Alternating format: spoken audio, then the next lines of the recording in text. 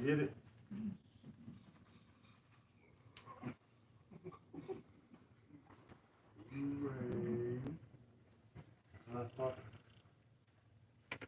The fuck? Still a You puzzle. get warning from me. Oh, it's live. Alright, Shalom, we're the Hebrew Israelites. And before we hop into today's lesson, we want to give all honor, glory, and praises to the Most High, in the name of His Son, Yahweh, Bahashem, Yahweh Shai, in the true Paleo Hebrew tongue. We're going to start by saying Kal, Lion, La, Yahweh, Bahashem, Yahweh Shai, Bahashem, Ha, Rakah, Kodash, Ma'amah. I want to give double honor to our apostles and elders, GMS, who rule well and teach well. I want to give double honor to our elders as well, Harold by Yasharala, the Lions Den Camp here in Jacksonville, Florida. I want to say shalom to Akamon, four corners of the globe, put to the truth sincerity. Somebody get Ezekiel chapter 3, verse 17, Baba Shah. That's good, man. You said 3 and 17. 3 and 17. This is Ezekiel chapter 3, verse 17. It says, Son of man, I have made thee a watchman unto the house of Israel. Right, so the Lord has set up watchmen around the globe, all right, unto the house of Israel. Not only to the house of, well, watching over the house of Israel and giving a message to the whole world of his coming. All right, keep going. It says, therefore hear the word at my mouth and give them warning from me. Right, so as we go throughout our journey, we're going to hear a little voice, and that voice is going to guide us in the direction that we need to do and give us instructions on what we need to do to give warning to the people, give warning to 2/3 of our people in these other nations, and give hope to the elect. And that's our mission, that's our job, because it's not a walk in the park because we're at war right now. All right, somebody get a second. There you go. Yeah, you still talking precept. All right, 2 Corinthians 10 and 1, I think. The voice within. Huh. Revelation 3 and 20. Behold, I stand at the door and knock. Mm-hmm. If any man hear my voice and open the door, I will come into him and will sup with him, and he with me. Speaking to you, dealing with you. Right, so that's how you know. All right, you follow. You get the Lord is giving you instructions when He comes in and sup with you. All right, so now He's sitting down breaking bread with you, so you can be rightfully dividing the word of truth when you go out to give His message. All right, well we'll take it in that direction. Let's get John chapter 15 verse 1 real quick, because there's a point. Like the Lord said, like the Lord is a just power, and He's bringing judgment on the earth. And He's gonna warn. He's gonna give people a chance to tighten up. All right, before He gets there, He's not gonna just. It's gonna seem like a surprise to them because they're in disbelief, but they've been forewarned through His prophets. All right.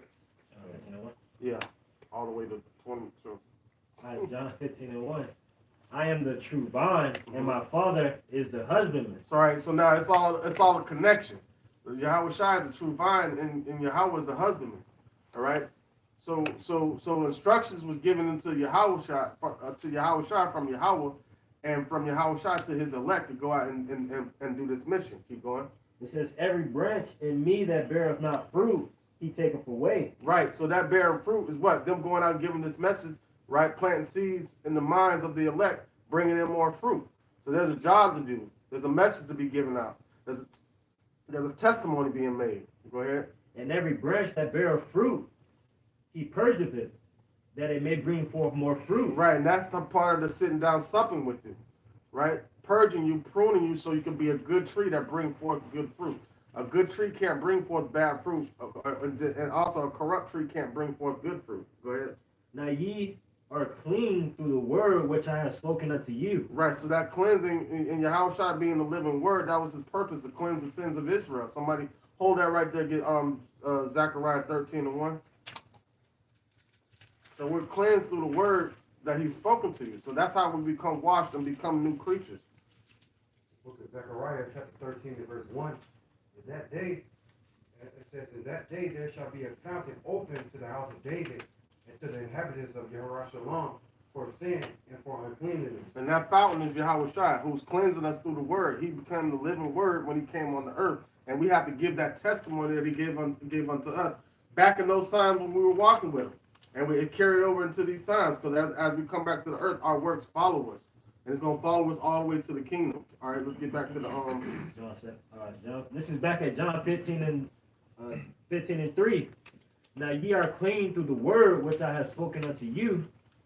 Abide in me and in you, as the branch cannot bear fruit of itself. Right, the branch can't bear fruit of itself. So how are we going to get it to bear fruit? We got to get out there and do the work. We got to put it out there and let the Lord amplify. All we got to do is put the message out there. The Lord's going to amplify and send it where it needs to go. Go ahead. Except it abide in the vine, no more can ye except ye abide in me. Right, so we become one in Yahweh Shai, just like Yahweh and Yahweh Shai are one. We become one connected to them to give out this message. All right, so no servant is greater than his master. What is Yahweh Shai? What is his purpose when he came on earth? He kept saying, I'm here to do my Father's business. And we're also here to do the Father's business through the spirit of Yahweh Shai. Keep going. It says, back at 5, it says, I am the vine, ye are the branches. He that abideth in me, and I in him, the same bringeth forth much fruit. For without me, ye can do nothing. Without the spirit of the Lord, we can't do nothing. All right, so long as we have that token, which is the spirit of the Lord, we're on a mission. We have a purpose, and that purpose is to spread his word. Whether they hear or whether they forbear, we're not supposed to give them any rest. Keep going. It says, if a man abide not in me, he is cast forth as a branch, and is withered. And men gather them, and cast them into the fire, and they are burned. Right, so those are the ones that are going to be not the ones that are not doing the work, and the ones that are spreading this false doctrine. Nate, that dream you Right. So what message are you bringing forth, man? Did somebody grab that Corinthians? 2 Corinthians chapter 10, verse 1. Now I, Paul, myself. 2 Corinthians. 2 Corinthians chapter 10, verse 1. That's 10? Go on. Yeah, keep going. Okay. Now I, Paul, myself, beseech you by the meekness and gentleness of the Mashiach, who in presence am base among you, but being absent am bold toward you. Mm-hmm. But I beseech you that I may not be bold when I am present with that confidence wherewith I think to be bold against some which think of us as if we walked according to the flesh. Right. All right, look. All right, keep going. Verse 13, verse 3. For though we walk in the flesh, we do not war after the flesh. Right. Though we walk in the flesh, even though we understand we're at war right now, we're battling against the whole world. You know, in comparison, it's a small number in comparison of the whole earth, the amount of soldiers and warriors that Yahweh Shai has on, Yahweh Shai has on the battlefield, right? So we got to understand the battle. We got to understand the instructions in the battle. We can't go out here just like, you know what I'm saying, on a whim trying to give out this message, because that'll turn you into an enemy if you're not properly dividing the word of truth. All right, go ahead.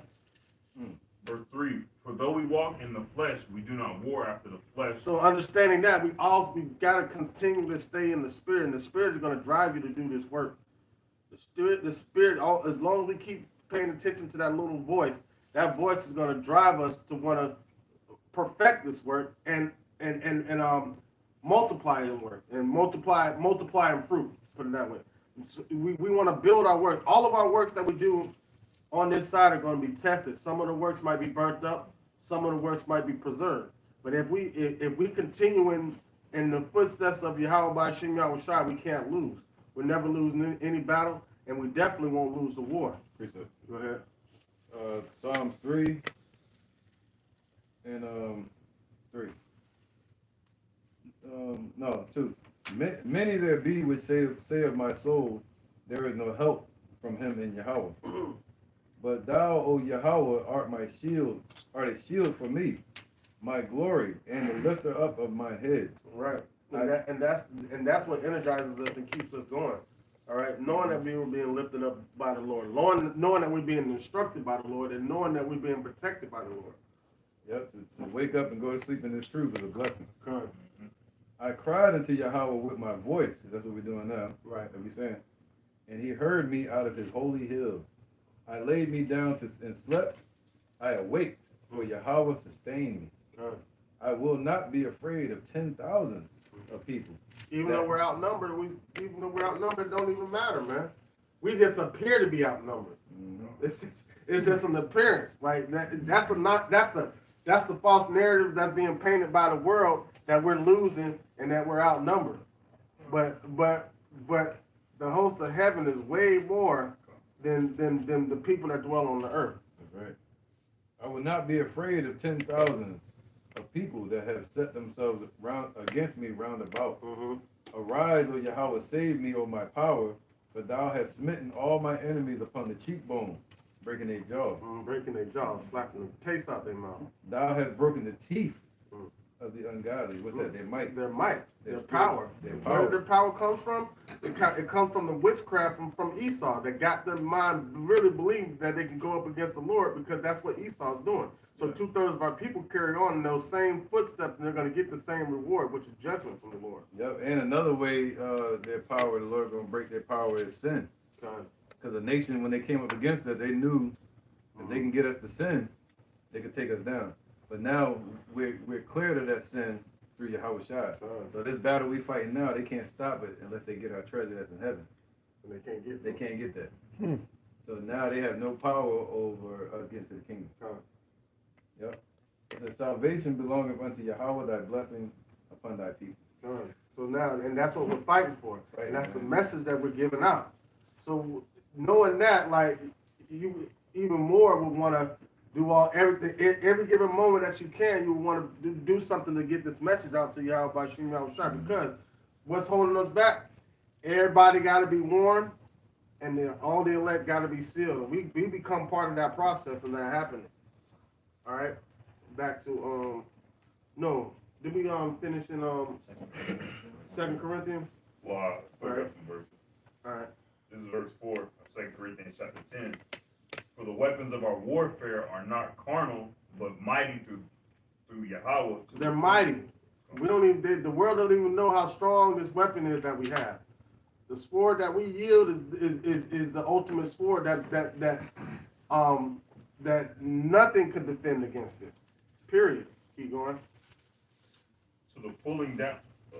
For the weapons of our warfare are not carnal, but mighty through Yahweh to the pulling down of strongholds, casting down imaginations, and every high thing that exalteth itself against the knowledge of Yahweh, and bringeth into captivity every thought to the obedience of the Mashiach. And that's the message that we have to give out. So when we give out that message, we start to pull down those strongholds from off of our people. However, not only are we fighting, we're fighting in the trenches because we have some individuals that are calling themselves fighting right next to us, right? But they're turning against us because they're spewing out false doctrine. Somebody get Jeremiah 5:26, I think it is. Let me see. Was it 5 and 16? Got free stuff, buddy. This is 1 John 2:19. They went out from us, but they were not of us. For if they had been of us, they would no doubt have continued with us. Because they would have the mindset to continue. They would have that spirit within them to continue.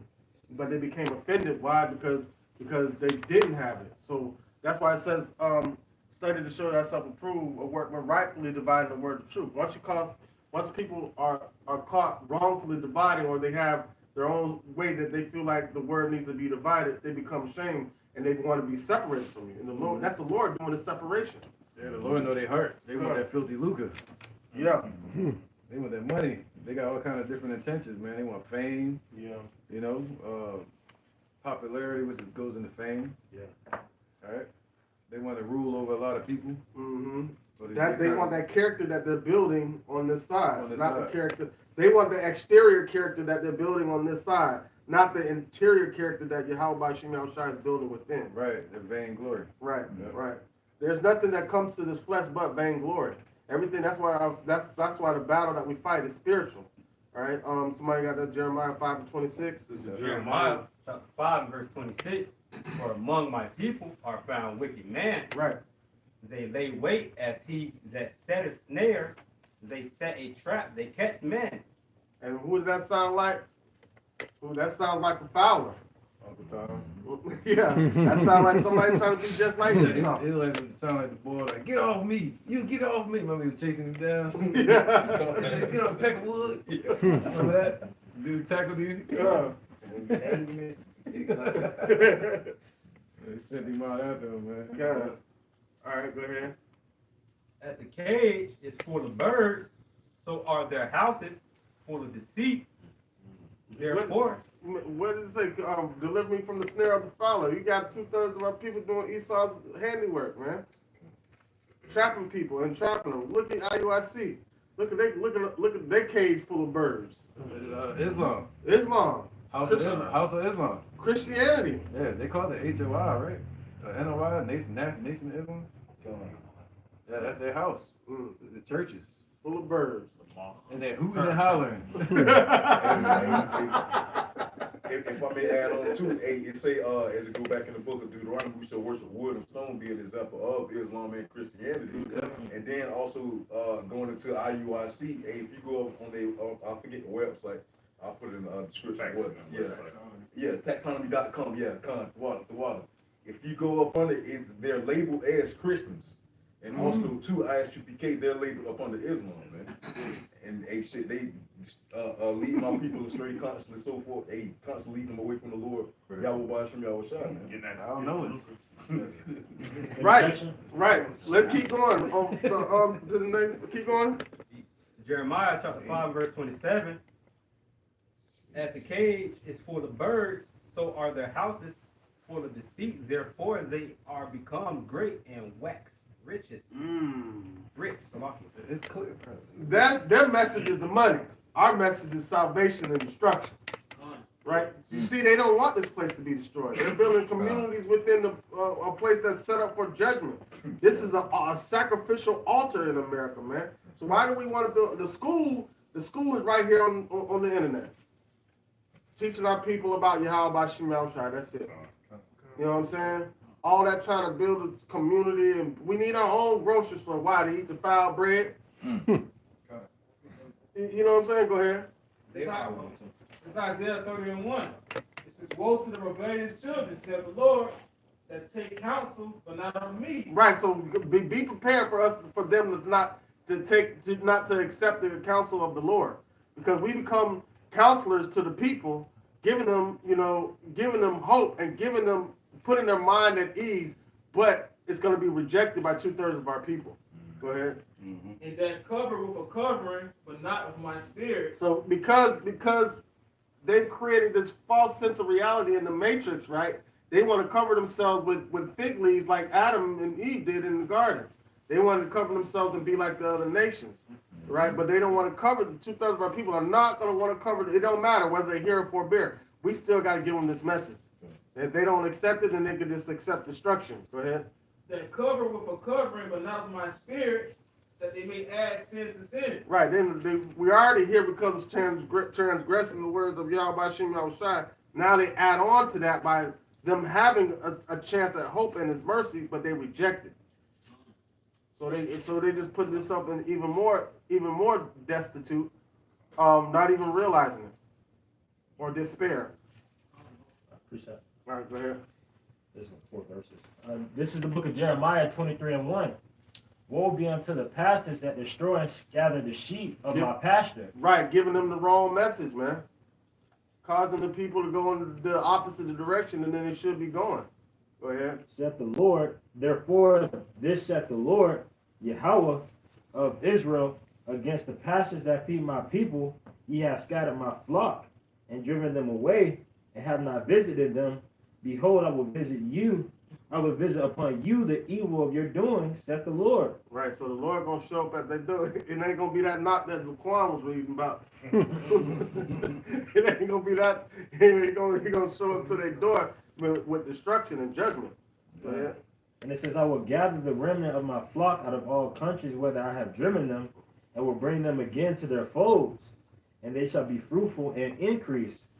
And I will set up shepherds over them, which shall feed them, and they shall fear no more, nor be dismayed, neither shall they be lacking, saith the Lord. Right, so we become those shepherds, giving the proper provender to the sheep. Now, what did Yahweh Shai ask Peter 3 times? Lovest thou me? Lovest thou me? Lovest thou me? If you love me, feed my sheep.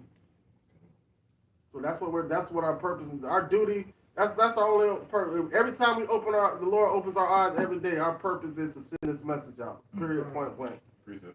Go ahead. Because of the savor of thy good Songs of Solomon 1 and 3. Because of the savor of thy good ointment, which is wisdom, thy name is as an ointment poured forth. So when we hear the name of the Lord, the word of Yahweh Shem Shai, it's an ointment. That's the anointing that's poured forth. But they got a fly in theirs. Yeah. Oh yeah. Yeah. What is that? Ecclesiastes 10:1. Yeah, get that. Oh, yeah, that's one of his favorite. Bring it out. Favorite one right there. I go back to this when you get done with that. Okay.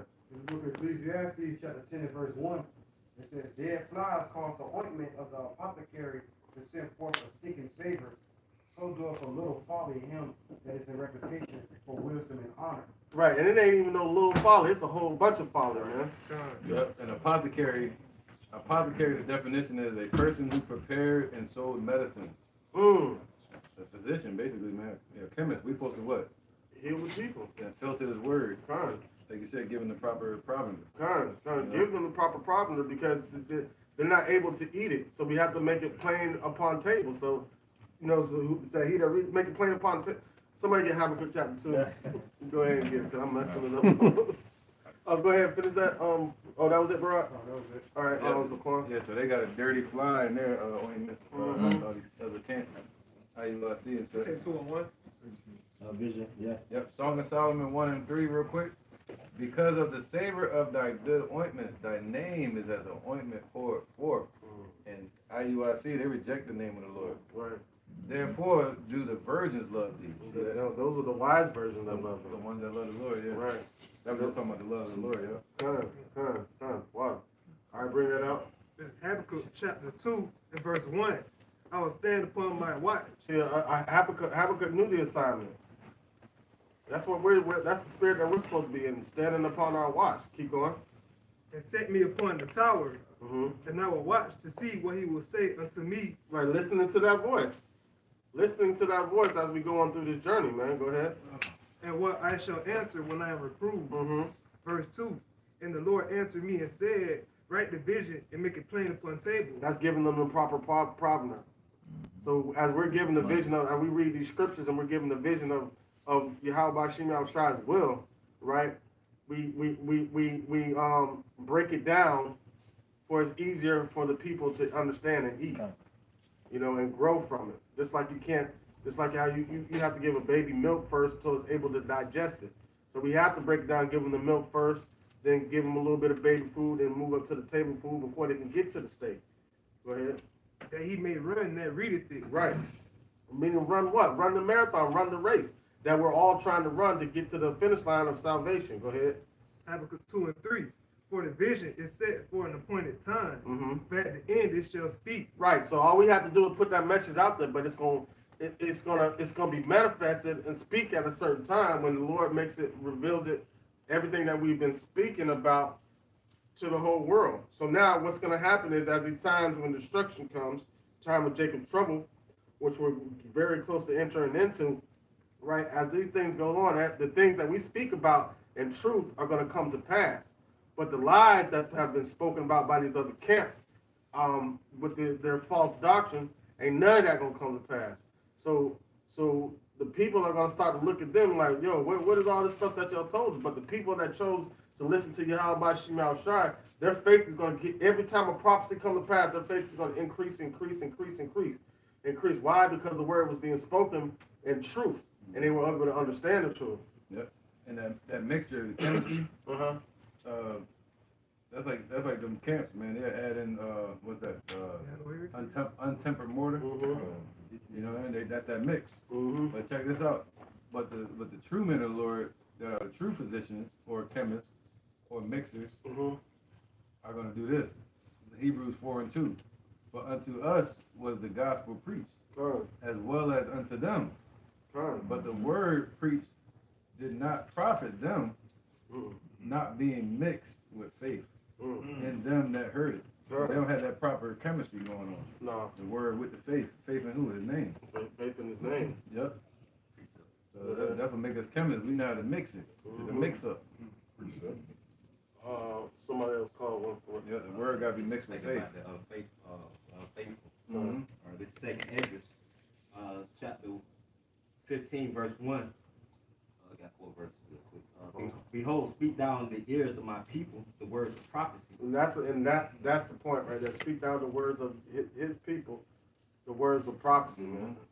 Go ahead. Which I will put in thy mouth, saith the Lord Yahweh, Shem Yahushua, and cause them to be written in paper, for they are faithful and true. Right. So as you listening to that voice, as we reading these scriptures, and the Lord sitting down supping with us, right? That's all we got to do. Because when it's time to cut that camera on, or sit down and do a lesson, or be out there on the highways and byways, of course we prepare lessons, but the Lord is going to bring out exactly what He wants brought out. Yeah. Go ahead. Verse 3, fear not the imagination against thee, let not the incredulity, the unbelief, Mm-hmm. of them trouble thee. Right. So we don't care about them believing or not. You know, spiritually they can't fight. Like, so we don't have no reason to fear. You know. Go ahead. That speak against thee. For all the unfaithful shall die in their unfaithfulness. And that's a man. I hate to say it like this, but that's a blessing. That you get what you deserve. Sucks to be you. Like you weren't chosen to listen to that voice that's speaking from heaven and be able to eat that angel's food. That the true men of the Lord are able to eat and pass it on to others. That true hidden manna. Go ahead. That was it? Yes. All right, Arakar, you say you have one? Come on, this is Deuteronomy 18:18. It says, I will raise them up a prophet from among their brethren, like unto thee, and I will put my words in his mouth, and he shall speak unto them all that I shall command him.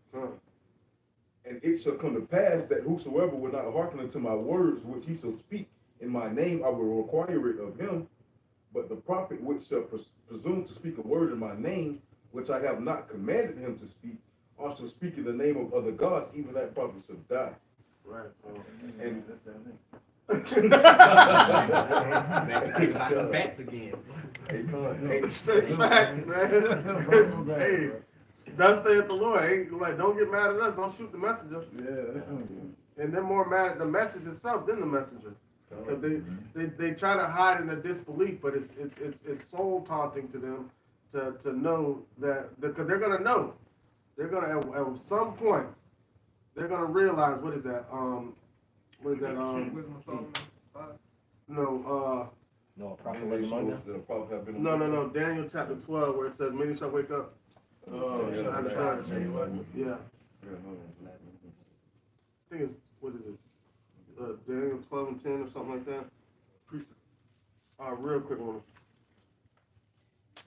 This is Daniel 12 and 10. Many shall be purified and made white and tried, but the wicked shall do wickedly, and none of the wicked shall understand, but the wise shall understand. Right. Start at verse 1 though, I think. But that's another key point. You know, the wicked shall continue to do wickedly. There's nothing that we can do for the wicked, 2/3 of our people, that's going to make them righteous. The only thing that's going to make them righteous is the missiles. That's it. Fine. This is Daniel 12 and 1. And at the time shall Michael stand up, the great prince, which standeth for the children of thy people, and there shall be a time of trouble, such as never was since there was a nation, even to the same time. Right, that's the time of Jacob's trouble. That's when, you know what I'm saying, Yahushua and Michael going to come stand up for the elect, man. Stand up for us.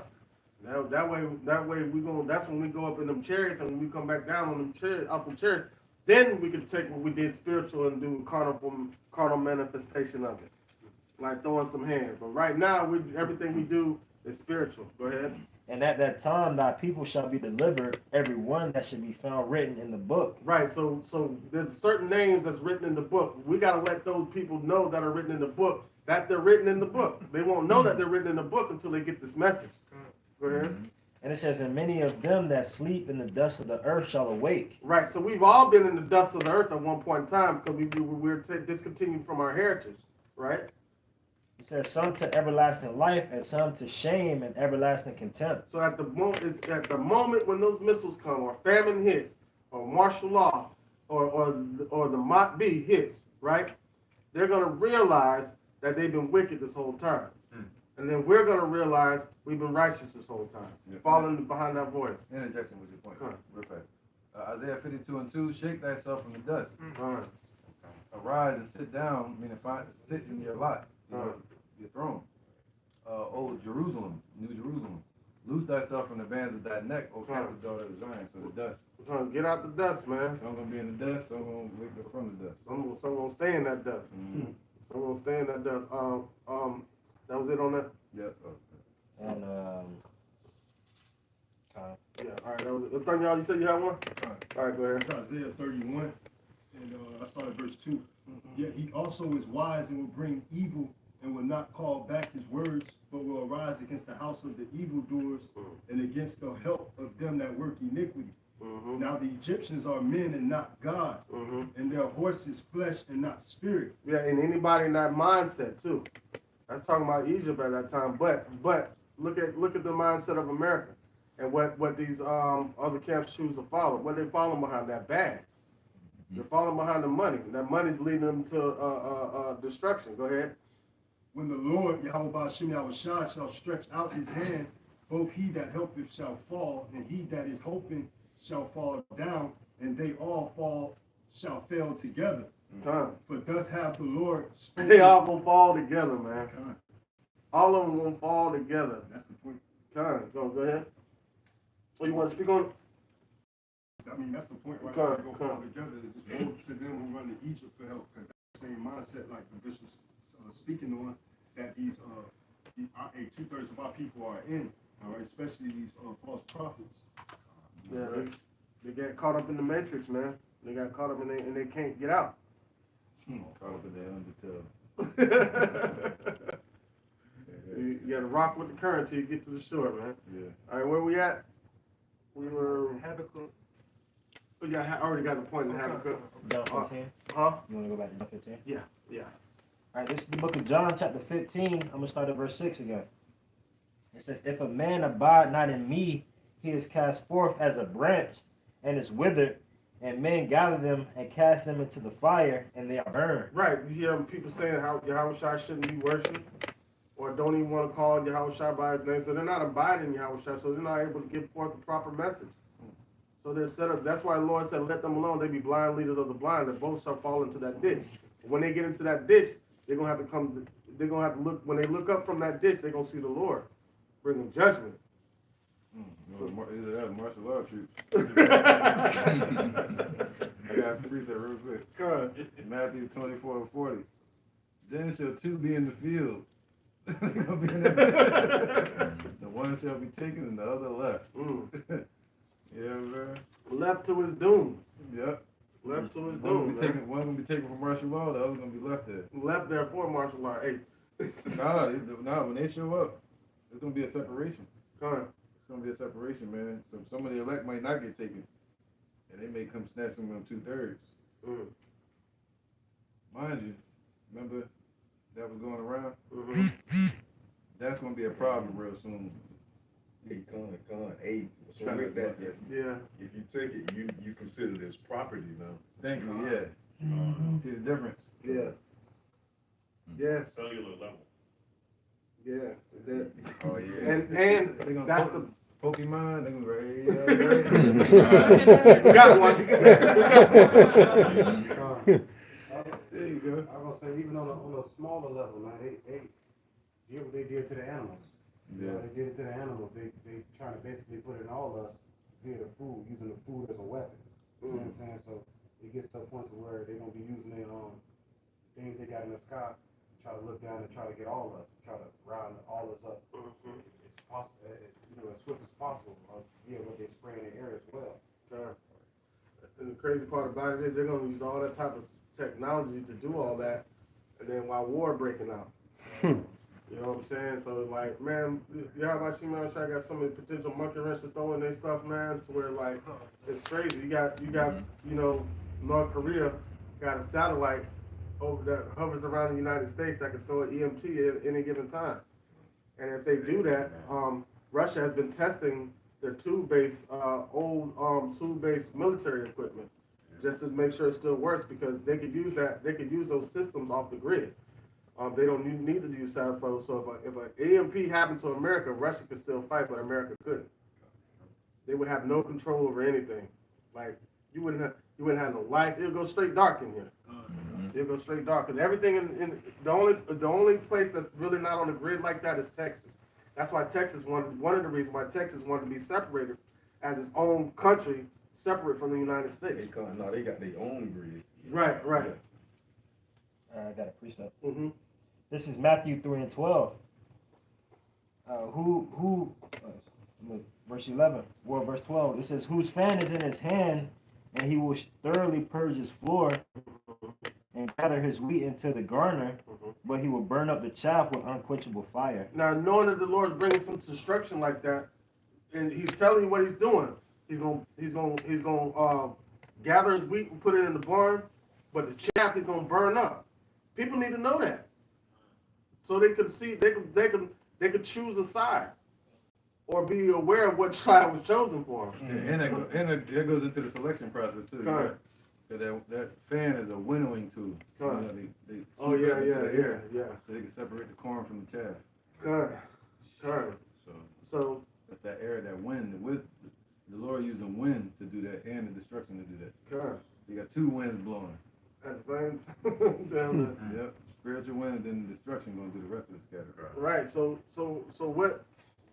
what should we be doing in these times? We should be giving the message out. Precept. Go ahead. This is Ecclesiasticus chapter 5, verse 9. Window not with every wind, and go not in every way. For so doth the sinner that hath a double tongue. So come, man, hey, shit, go not with every wind, man. Hey, stay steadfast in the doctrine that you was raised up in, that the Lord Yahweh Bashim Yahweh Shai have established, man. So that's when Romans 16 and 17 comes into play. Anything that comes up contrary to that establishment of the Lord Yahweh Bashim Yahweh Shai, a market, Scopeo, put it up under the microscope, show that it's different, right? Right. There's nothing wrong with being a jack of all trades, but at the same time, you have to have one trade that you master in, and mentally, we should want to master in the spirit and doctrine of Yahweh Shem Yahweh. Be a jack of all trades, not a jack of all doctrine. Right. Like, everybody, they want to take a little bit of this, a little bit of that, and say they have the truth. When it's any lie, there's no lie of the truth. Bottom line. Yeah, precept. Go ahead. This is Matthew chapter 7, the verse 13. Enter ye in at the straight gate, for wide is the gate and broad is the way that leadeth to destruction, and many there be which go in thereat. Right. So that wide gate is what they prefer to go through, because they can't endure the affliction. Right? If you can't endure it, you know what I'm saying? So when it gets hot, you can't stand the heat. You got to get out of the kitchen, man. So we're in here preparing food properly for the elect, so they can eat and digest the food, the message being given by Yahweh Bashim Shai. But the kitchen gets hot. We still got to cook though, So and we got to pray that the Lord gives us endurance to keep continuing in the faith, bringing forth this message. All right, because it's not going to be a cakewalk like it wasn't a cakewalk for Yahweh Shai. No servant is greater than his master. So we're gonna have that's why we pray for endurance, right? Because it says surely oppression will make a more wise man mad. Of course, yeah, we get upset, but really foolish. Like this system can choke the word right out of you because it's so much pressure. This matrix puts so much pressure on you. Like some people, I've seen it with my own eyes. Some people rather go to a job than come out here and give the message because so much pressure on them. You know what I'm saying? That's what the system is set up to do. To stop us from giving out this message any way it can. Go ahead. This is the book of Mark. And I'm gonna go to verse 19. It said, well, let me start at verse 14. It says, the sower soweth the word, talking about Yahweh Shai, and then going to elders on down. It says, verse 19, and the cares of this world and the deceitfulness of riches and the lust of other things entering in choke the word, and it becometh unfruitful. Mm. You brought up the, you know, this world would choke it out of you. Right. You know? And that's what this world really is set up to do. This whole world, this system is set up for people not to believe in Yahweh Bashim Yahushua. That's it. That's the whole purpose of this matrix. That's the reason why this matrix set up is for us to believe in man exists over Yahweh Bashim Yahushua. But it's the opposite. This is not even a reality. Yeah, You know? the one that Esau set up. Huh? Yeah, it said the earth is given to the hand of the wicked. Con. So they the one that set this. They set up a matrix within the matrix. Con. You know, Go so ahead. when the earth was first formed and everything was beautiful and set up, it was so beautiful that you had to acknowledge it and to acknowledge the matrix. You had springs everywhere, mist coming out of the ground, and beautiful women. You know, at the time, you know what I'm saying? Well, even he was bad. Anyway, but you know, everything was perfect Right. in a sense, Right. except for us. Con. But you had to acknowledge them, but with this matrix, it's set up to where you don't acknowledge the Most High. Exactly. And Exactly. that's what's gonna be going. The danger room, Con. the X-Men. The Lord gonna destroy it.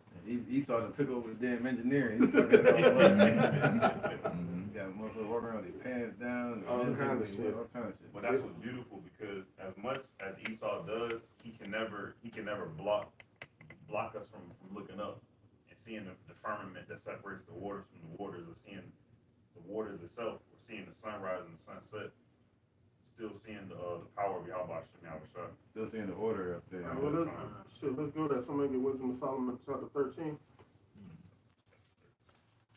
This is Wisdom of Solomon chapter 13, what verse? One. Verse 1. Verily vain are all men by nature who are ignorant of Yahweh, and could not out of good things that are seen know him that is. Right. So pause that right there. Right. All this beautiful stuff we see on the earth, right? And you still don't believe that the Lord exists. You know what I'm saying? You still don't believe the Lord exists. And it's foolishness that we got. The Lord thinks it's foolish that we got to go out here on the highways and byways to tell people of his existence with everything we see around us. See how foolish that is? Go ahead. Neither by considering the works did they acknowledge the work master. Man, come on, man. They won't even acknowledge them. All right, but there's a reason. No, you good. There's a reason for that. Go ahead. But deemed either fire or wind or of the swift air or the circle of the stars or the violent water or the lights of heaven to be the gods which govern the world. Right. Something that he controls, right? They look to those things as gods. There's a Greek mythology. Right. I want to read that one more time. Yeah, it's a Greek mythology, man. And them Canaanite beliefs. God. Yeah. Worshiping the queen of heaven, worshiping the wind. Right. You know? Zodiac sign. They got idols for everything. Right. Sun, the elements. Huh. Like you're saying, yeah. You know? Yeah. Water, what's his name? Poseidon? Unquiet. Oh yeah. Poseidon. Fucking. Whatever they got, all that shit. Yeah. Wicked. Wicked. Go ahead, Zaria. Verse 3. With whose beauty, if they being delighted, took them to be gods, let them know now how much better the Lord of them is, for the first author of beauty hath created them. Right, and that's the message that we're giving out. Read that part one more time. With verse 3 of chapter 13, Wisdom of Solomon, with whose beauty, if they being delighted, took them to be gods, Took them to be gods, man. let them know how much better Yahweh is of the Slakia. Let them know how much better Yahweh, the Lord of them is, for the first author of beauty hath created them. Slakia. Right. So the first author of beauty have created them. First. And who was the first? Yahweh Shai was the first. First thing created, and he was given the blueprints by Yahweh to create everything. So we're giving the testimony of Yahweh Shai, of his existence, because of who? Yahweh. See that? And with all this stuff on the earth, they can't even see it. They can't even see. He's looking right at them. They can't even see him. Let's get Ecclesiastes 3 and 11 real quick, and then 1 Corinthians 2 and 12. There's a reason for that, though. So there's a reason why 2/3 of our people are not going to be able to get this message. And there's a reason why the elect are going to be able to get this message. All right? This is Ecclesiastes chapter 3, verse 11. He hath made everything beautiful in his time.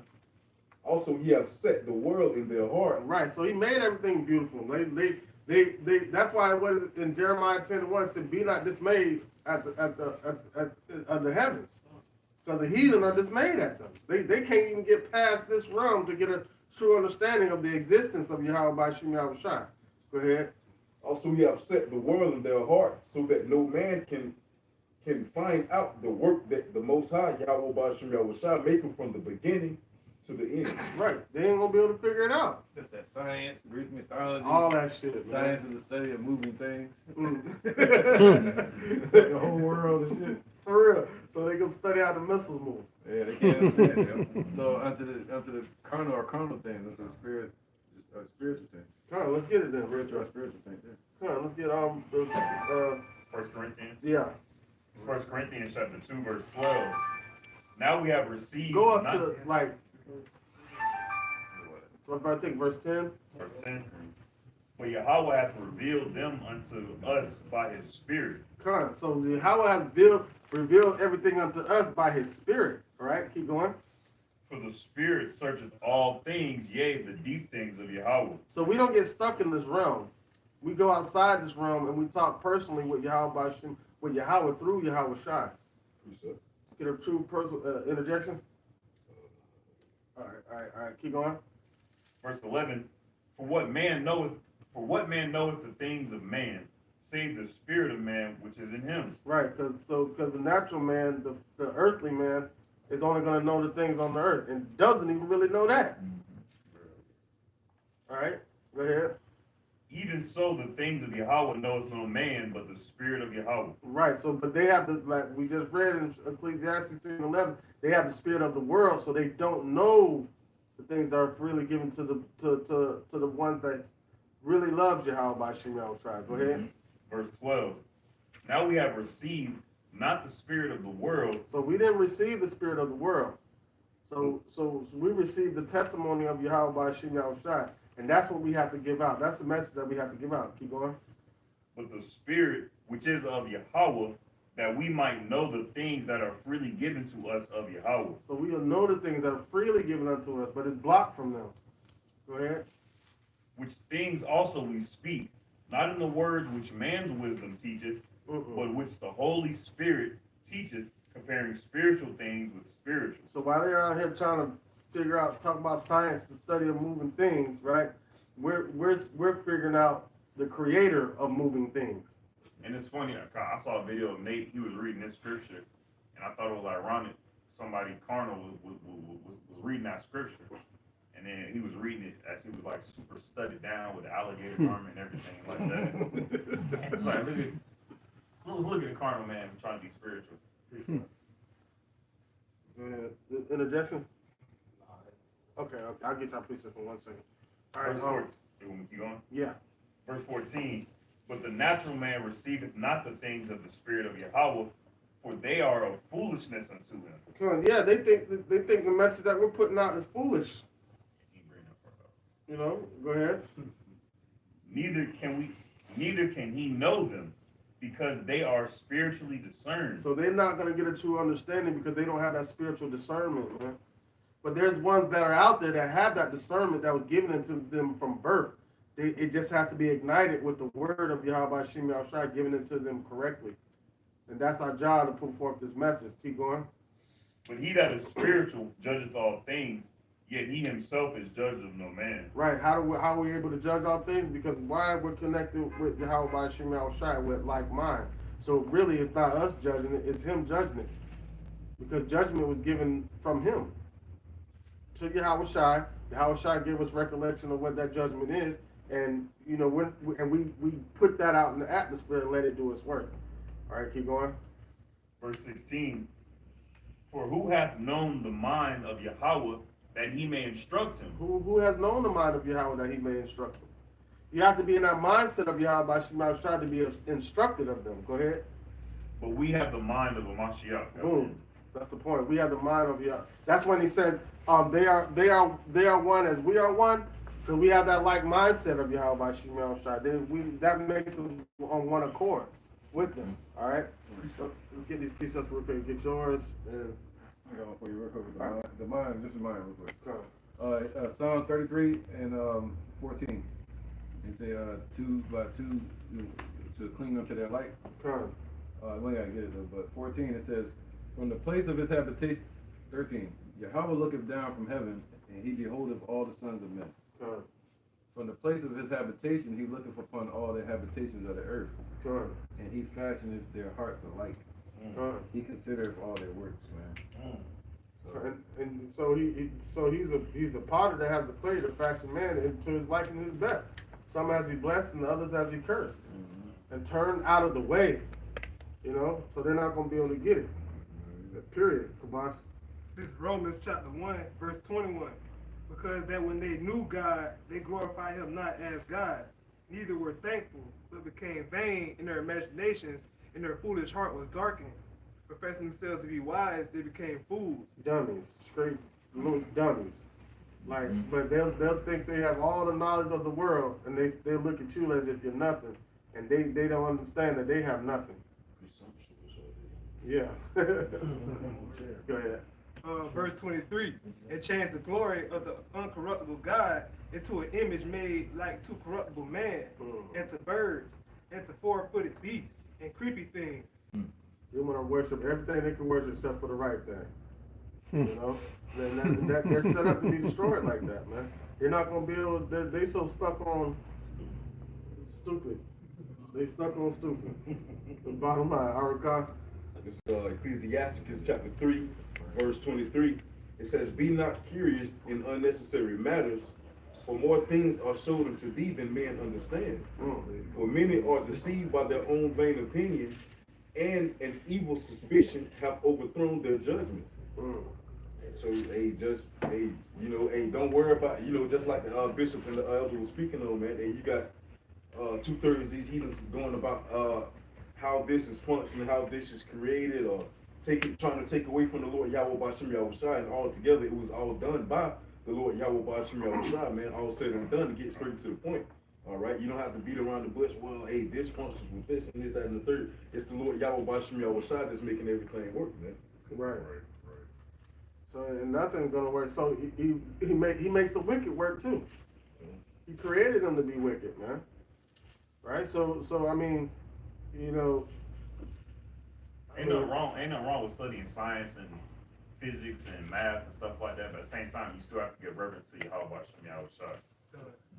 Because Yahweh B'Shem Yahweh Shai is not only the author and creator of the sciences and of the what they call physics, but at the same time, he still sets that order and controls that order.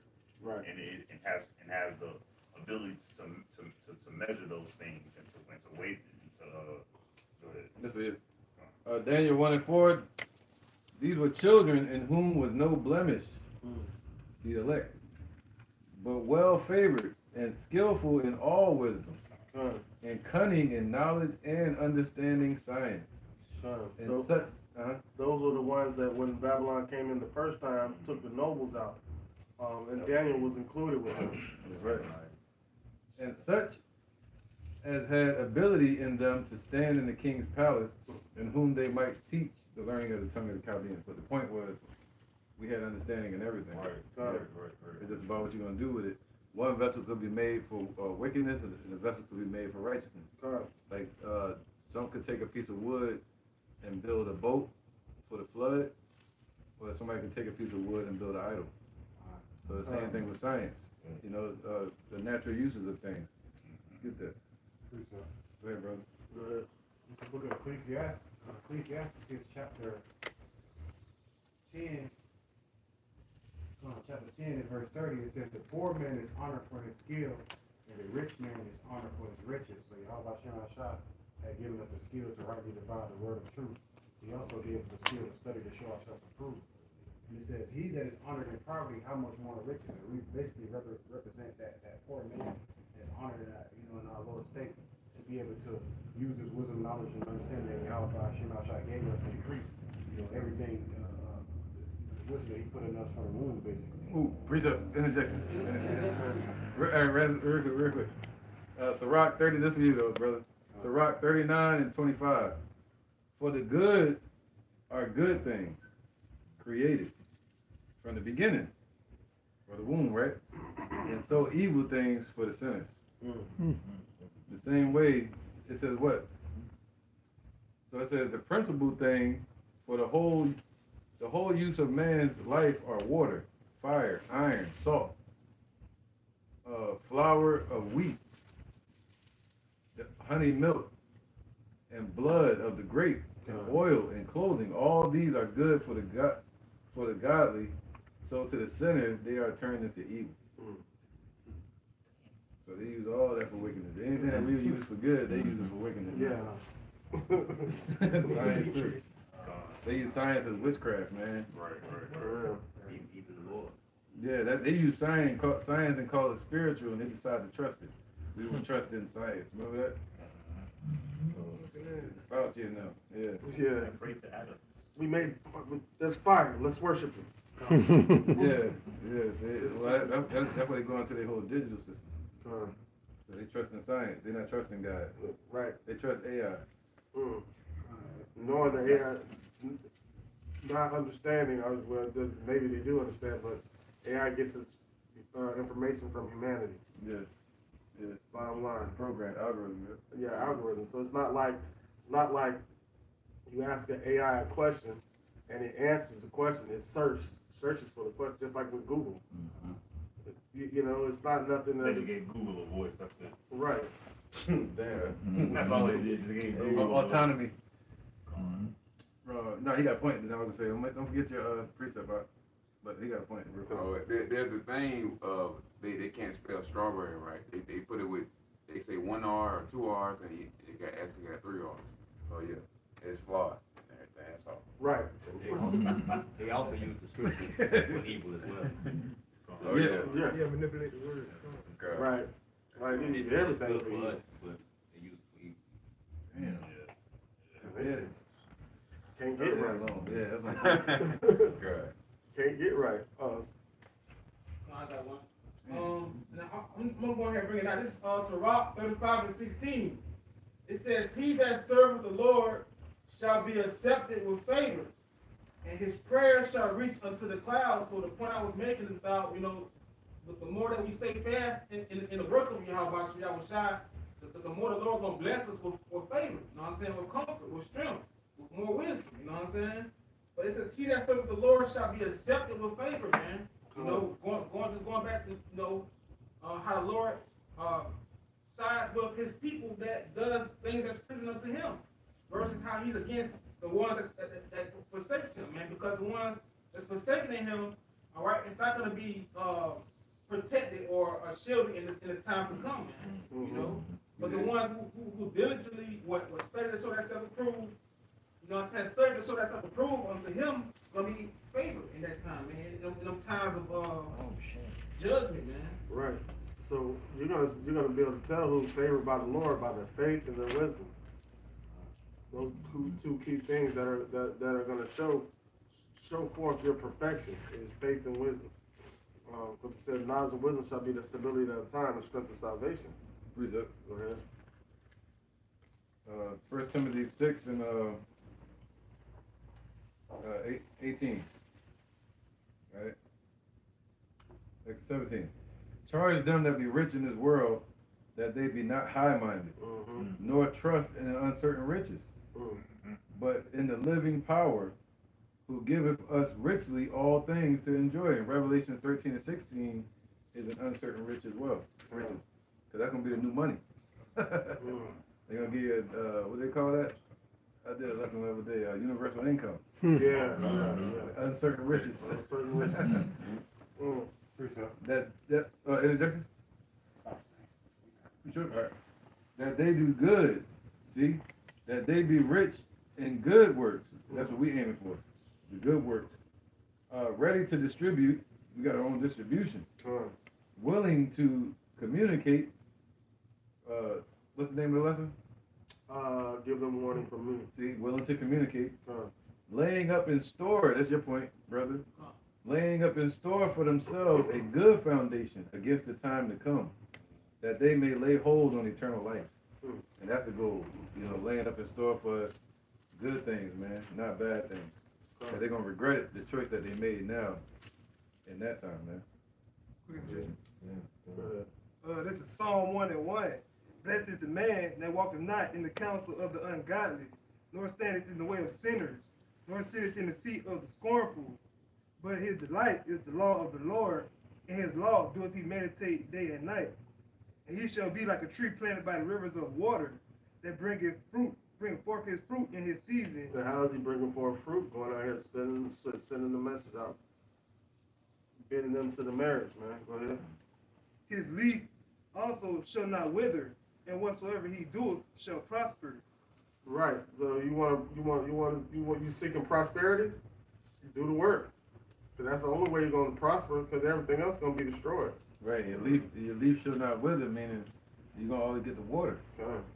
The water always gonna be flowing to you, and if something blocking it, that means it's what? It's dammed. So the water flowing to this tree is giving it nutrients, and it's gonna flourish. Yeah. And our leaf shall never wither, because we are gonna be getting that water from Revelation 22, flowing to us through the streams, you know. And the leaf shall not wither, talking about knowledge and wisdom. You're gonna always have understanding, even when the destruction comes about and there's no internet, there's going to be a famine of the word. But the Lord said in that time, our leaf is going to not wither. We're going to be even more fruitful. So we can actually shade others. You know? Get them protection. Get them protection. I was say that go into that precept that you just brought up, building up that spiritual house on a solid foundation. That way, when that perilous time comes, we didn't build it on sand, but we build it upon the rock. That rock being the Lord Yahweh Bashim Yahweh Shalom, that strong solid foundation. Right, brother.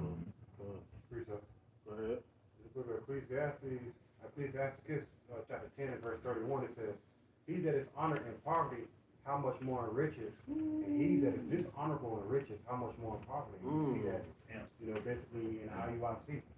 How basically they got riches, but they don't have the oil of Yahweh Bashim Yahshua. And us, we take the riches of Yahweh Bashim Yahshua and basically flip the Lord's money, basically. Be it many to the merit. So by us being honored in our poverty, we're going to be honored in riches as well. Yeah, we're gonna have a different type of riches they ain't never seen before. You know what I'm saying? A fool with money is still a fool. Still a fool. They take the money away, they're gonna be even more foolish.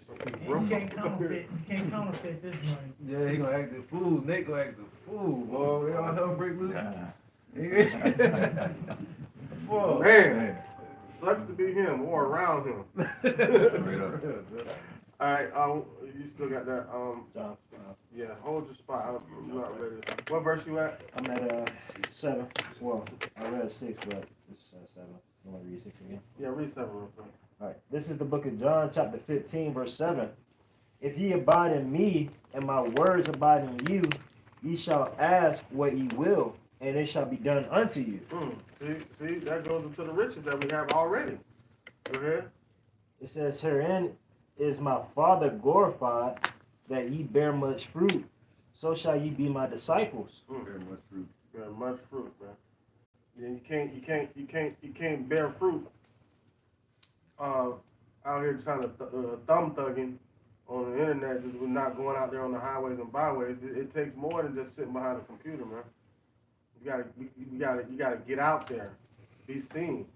All right, stand up for Yahweh by Shemel Shai. Go ahead. Yeah, we ain't out there today because we thought it was right. We're dodging hurricanes and stuff like this. If it wasn't for that, we'd be out there. Go ahead. A little tricky. Verse 9. It says, as the Father hath loved me, so have I loved you. Continue in my love. Continue ye in my love. Continue ye in his love, man. Right, and love deals with order. Agape, love feast. Continue to feast, man. Yeah. Continue the Passover. And also the love, which is love deals with time you spend with somebody. So continue in that, the time we spend with this truth with your house, To understand the time that you spend in the truth is being spent with Yahweh Shem Shai. Once you understand and know that, like, just like how you spend a lot of time with a woman. Like, time is a motherfucker. The more time you spend with, I don't care how ugly they is or whatever, you spend enough time with somebody, you start to grow fond of them. Man, appreciate it. Huh. It's just sitting right here. I don't even click on it. It's right here. 1 Timothy 6 and 9. But they that would be rich fall into temptation and a snare. So the world could be like that woman you're talking about. Right. Too much time with the world could have you separated from the one you really love. Right.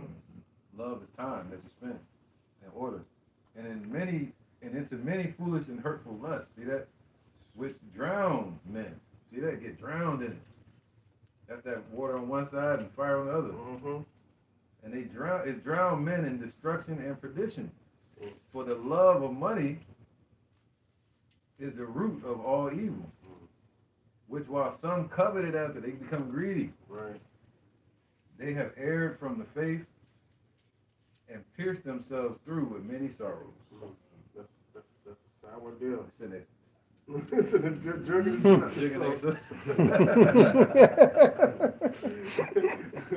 I'm talking about bleeding all over the place. We got a pocket full of money. Yep.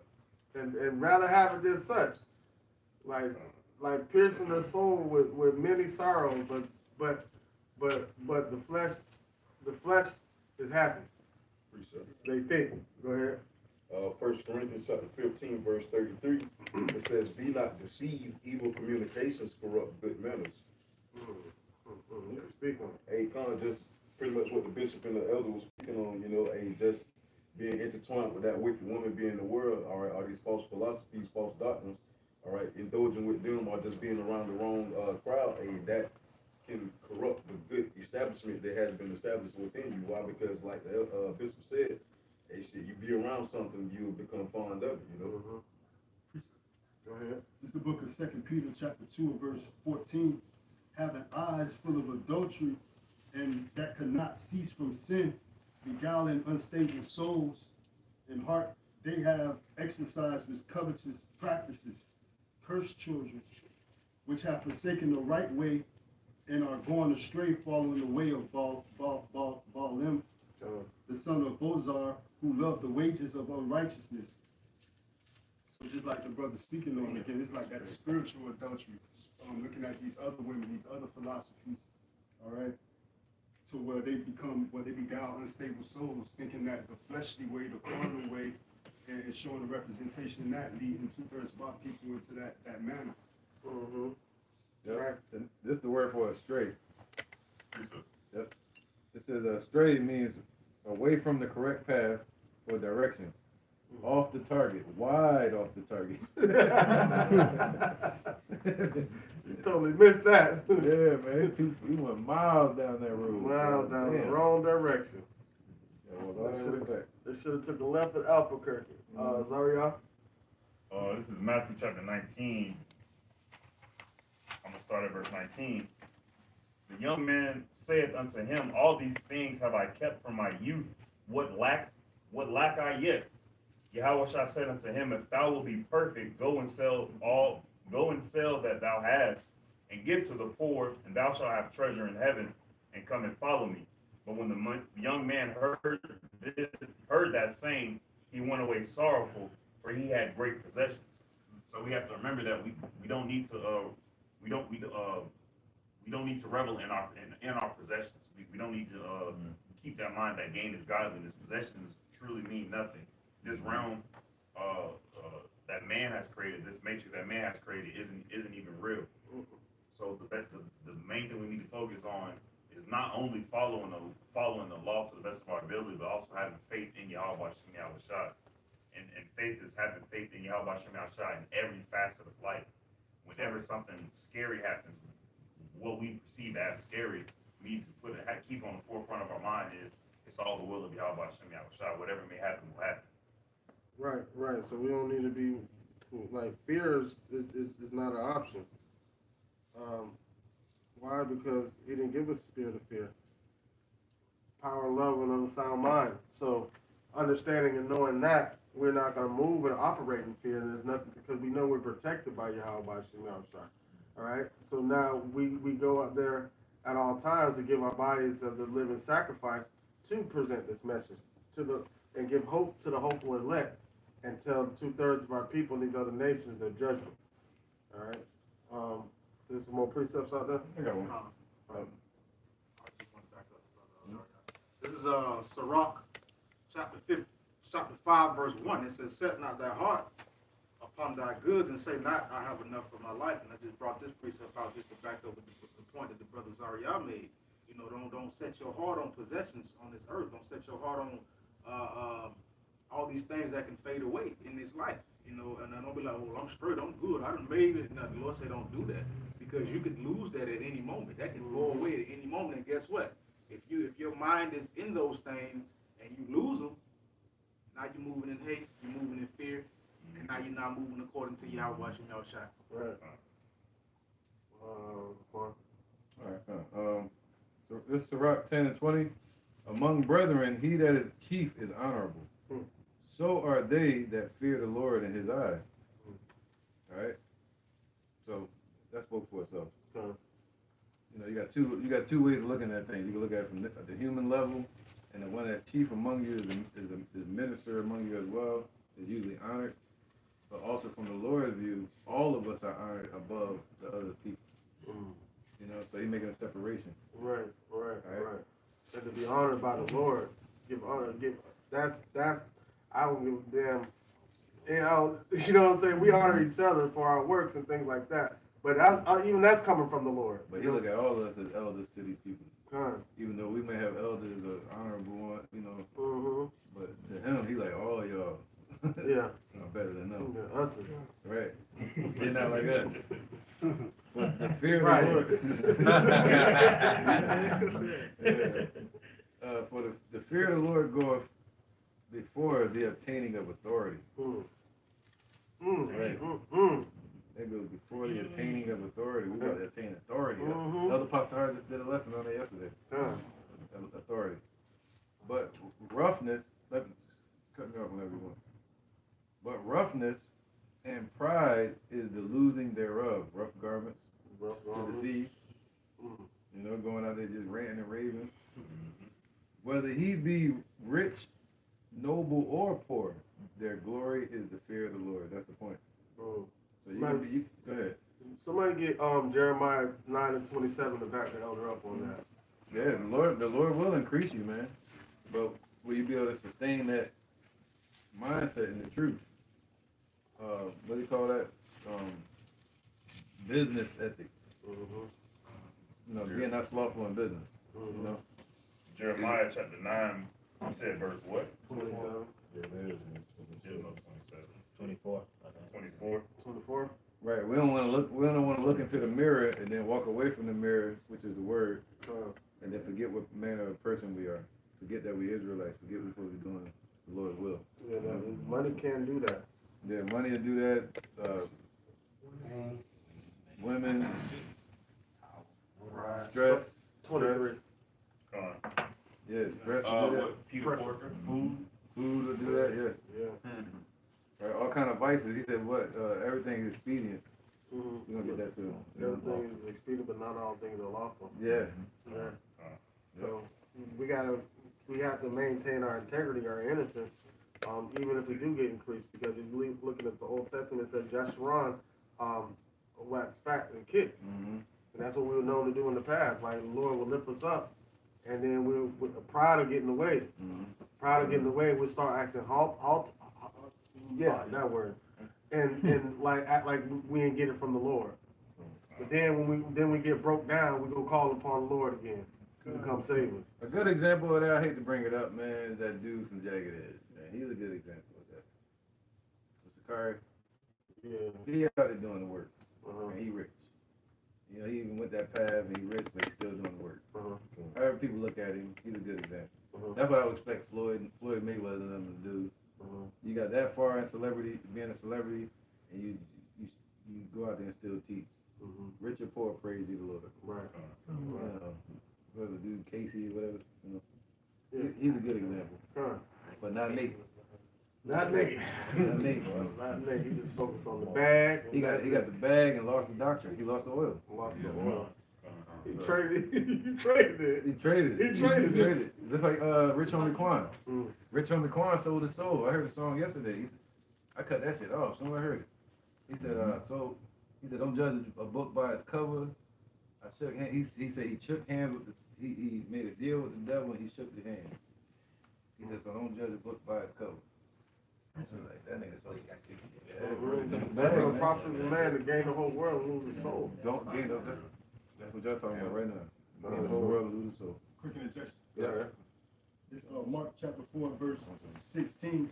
And these are they likewise which are sown on stony ground, who when they have heard the word immediately receive it with gladness, and have no root in themselves, and so endure but for a time afterward, when affliction or persecution arises for the word's sake, immediately they are offended.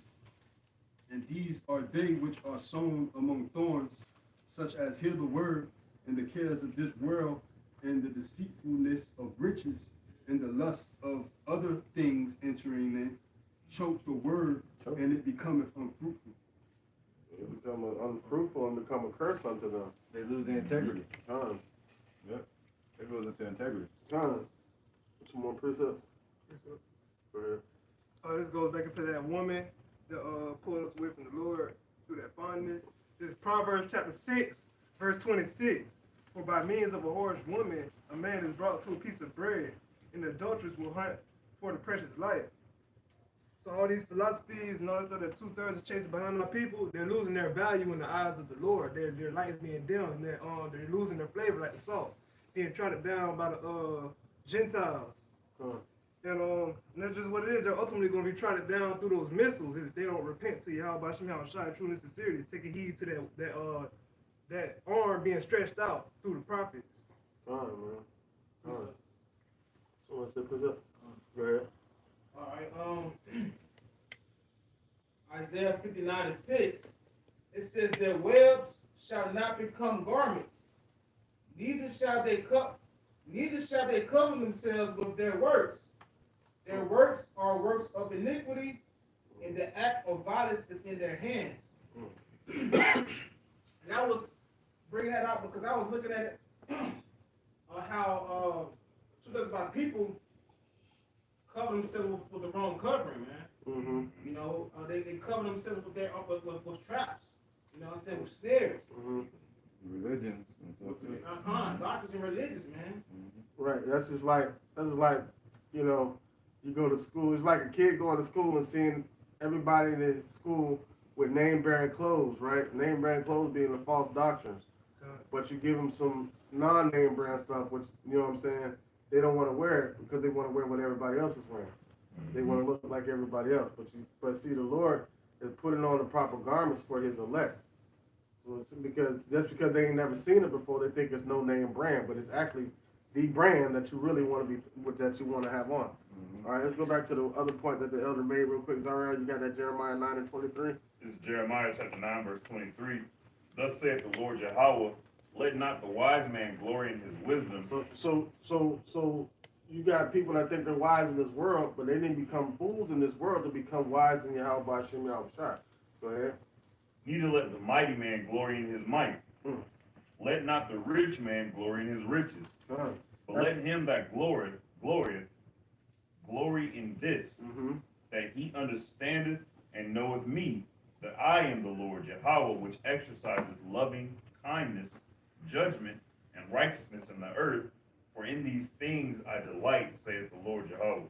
And you know, and us being like wanting to give in charity, like being charitable people, if you know the Lord is glorying in you by giving you this understanding, you want to pass it on to others, right? Because you want to see others shine the way you're shining. Because what did Paul say? My heart's desire for Israel to be saved. You know, but I bear them record they have a zeal for the Lord, but not according to knowledge. And it's up to us to give them that fighting chance at having that knowledge to be gloried in Yahweh by Shem Yahushua. I heard some pages flying, so some precepts. Go ahead. But it's Matthew chapter 5, verse 14. You are the light of the world. A city that is set on the hill cannot be hid. Neither do men light a candle and put it under a bushel, Mhm. put it on the candlestick, and give it light unto all that are in the house. Let your light shine so before men that he may see your good works and Right. glorify your Father which is in heaven. Right, so you want to be fervent in the truth, right, and become fervent he. So if they try to dim your light or cover it up, whatever they use to try to cover it up, you're gonna burn it up. We are to be on fire in this truth, giving out this message, man. And anything that gets in our way, we're gonna burn it up. The word just gonna just destroy it, burn it up. It ain't gonna stand a chance. Any more precepts? I get on All right. Go ahead. All right, this is the book of Sirach, chapter 43, and verse 29. The Lord is terrible and very great and marvelous in his power. Mm-hmm. When ye glorify the Lord, exalt him as much as you can. As much as you can, man. As much as any given moment, try to glorify and exalt the Lord, man. Not that he needs us to do that, but it's the principle behind it. Go ahead. For even yet will he far exceed, and when you exalt him, put forth all your strength, and be not weary. For you can never go far enough. You can never go far enough, bro. We ain't got no stopping point. Should nobody ever feel like they did enough for the Lord. It's never gonna be a point that we get that. Even when we get that crown, when he tells us good job, because really Yahweh Shai did everything. To be honest, Some more precepts. All right, That's why Scripture said they took off the crown and threw them at Yahweh Shai's feet. Mm-hmm. Like the water Yahweh Shai for giving us this crown, but even more so, you deserve it. Cause like the bishop just said, Yahweh Shai did everything. All right, let's get on Matthew 24 and 14.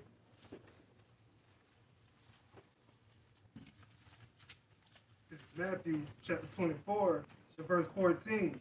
And this gospel of this kingdom shall be preached in all the world for a witness unto all nations, and then shall the end come. Right, so we're trying to get to the end, right? So we gotta put the message out there so we can get to that point. The slower we move, the slower the prophet is gonna move. That's the period, point blank. All right, Proverbs 1 and 20. This is Proverbs chapter 1, verse 20. It says, wisdom crieth without. She uttereth her voice in the streets. She crieth in the chief place of concourse, in the openings of the gate.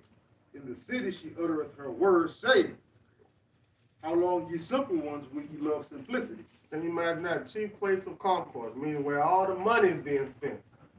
So when these people going out here doing all they can to get the bag, and they go to spend that bag, they hear our voice. There go them damn Israelites again, giving them judgment about what has their mind occupied.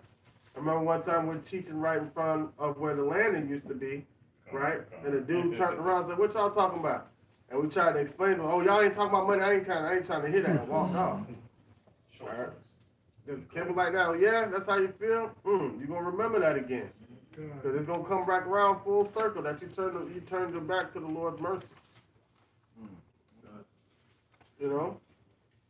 So where they spending their money at, there's a little voice behind them like, this is the way, walk ye therein, but they would choose not to walk. So we understand that 2/3 of our people are going to choose death rather than life.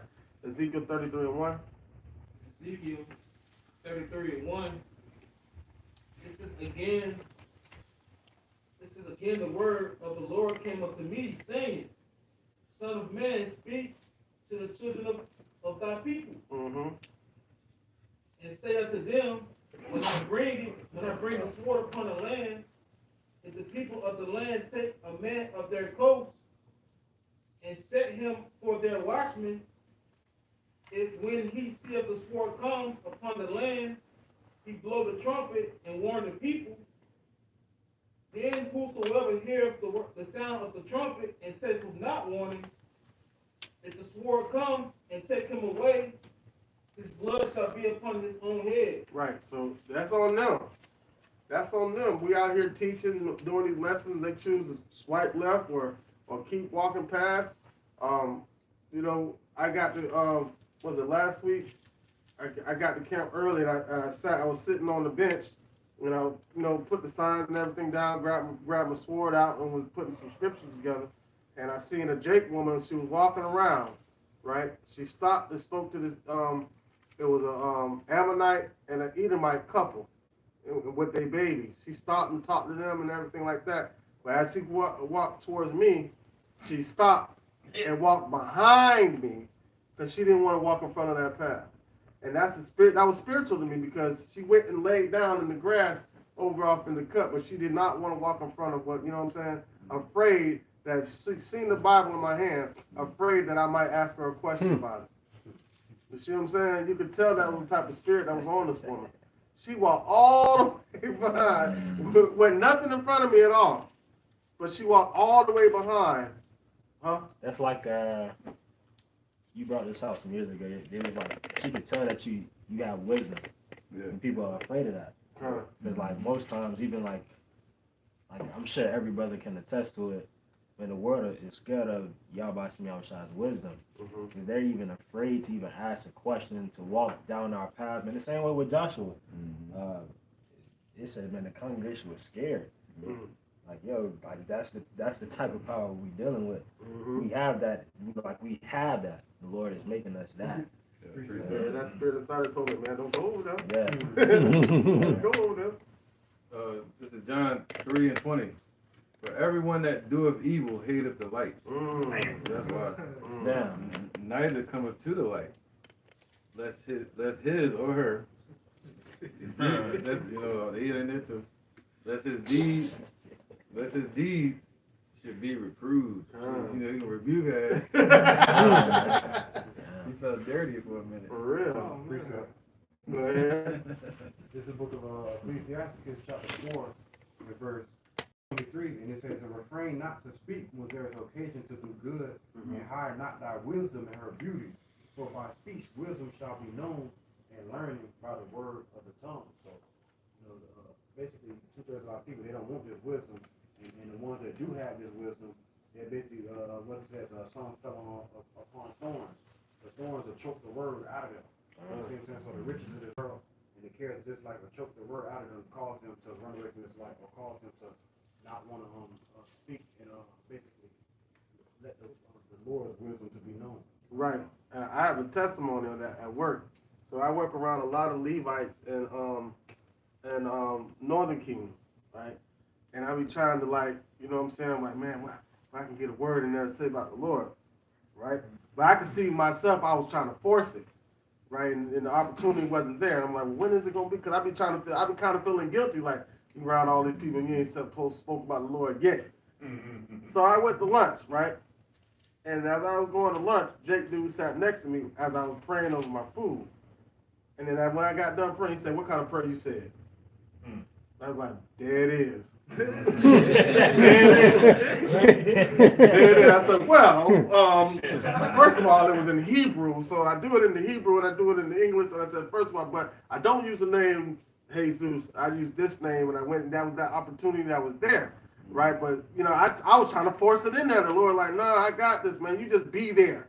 You just be where I put you at. I will give the occasion and the opportunity, and I had to realize that. Yeah. I'm rocking with you. All right. You are rocking, yep. All right. Just get that point. Isaiah 30:20. And though the Lord give you the bread of adversity and the water of affliction, yet shall not thy teachers be removed into a corner anymore. That's what they want us to do, remove into a corner somewhere and go hide. Nah. We're going to step forward, they got to deal with it. You know what I'm saying? That's right. Cause the whole chapter. Huh? Verse 11. Yeah, I'm gonna go to it. Yet shall not thy teachers be removed into a corner anymore, but thy eyes shall see thy teachers. She saw it. She ran. Said, oh shit! One of them teachers. Yeah. And thy ears shall hear a word behind thee saying, "This is the way." Like, stop walking this way. Yeah. Walk ye in it when ye turn to the right hand or to the left. Right. We'll go to verse 11. What's the verse 9? Isaiah 30:9. That this is a rebellious people, lying children. See, the Lord knows their heart. All right. Children that will not hear the law of the Lord, they don't want to hear that. They don't want to hear the law of the Lord. That's what it's really about. They don't know about Yahushua, but they don't want to deal with his laws. When they deal with the Bible, they don't want to hear the laws. Which say to the seers, see not. To the prophets, prophesy not unto us right things. Speak unto us smooth things. Prophesy deceits. Get you out of the way. Get out of here. Get out of the way. When you go left. Turn aside out of the path. Cause the Holy One of Israel to cease from before us. Righteousness is the word, man. Right. They want us to walk where they walk. And we putting Yahushua in their face. Yeah. Yahushua. That's his name. Yahushua. They want You need me to spell it for you? That's why IUIC falls into that group. Yeah. Shamefully deceiving their congregation. Appreciate it. Go ahead. Based off the statement that Elder just made, Ecclesiastes chapter 20 and verse 30, it says, wisdom that is hid and treasure that is hoarded up. What profit is in them both? Right? They hide their wisdom based off their 501c3 charter. They walk around with 150 million and call us bum black Hebrew Israelites. Yeah. Hey, bum is beautiful. They think gain is godliness. They think gain is godliness. Huh? Boasting against the branch. Boasting against it. Well, yeah, that'd be like boasting against 2/3. Saying, aha, the Lord got rid of you so he can take me. Like, now we all kind of another sin. Yep. But yeah, man, they got to bring poverty into it and mock us over poverty. Because they don't have no other way. Like, because usually whenever you're in an argument or in a discussion, if somebody's defeated, the only way they can really feel some sense, they have to talk shit. There's no other way. That's how you know you won. Yeah. But that's a beautiful thing, because that's how you know you won. But then that's when it becomes to you have to know that in your spirit, man, and be willing to walk away with that. Walk away with your winnings. Right, yeah, we scrap and that's absent. You still bleeding. I whoop that ass. So what does that build? Self-confidence. Right. And self-confidence builds faith. So they hard heads, the Lord will use us as a sword, striking against their hard ass heads, making us sharper. When you swipe a sword, you're gonna create a spark. Yeah, at the end of the day. All right, did we finish that Ezekiel 33:1 all the way to 3? Okay. Somebody get Amos 3:1. It's Amos chapter 3, verse 1. Hear this word that the Lord has spoken against you, O children of Israel. So how they gonna hear it if we don't speak it to them? Understand that the Lord ain't. When you see that, right, in the scriptures, it wasn't like the Lord was. Hear this word. You know what I'm saying? No. Somebody want to grab that Baruch, that says I think is it in 3:1, where it says 2. Where it says the mouth of the Lord, which is the prophets, something like that.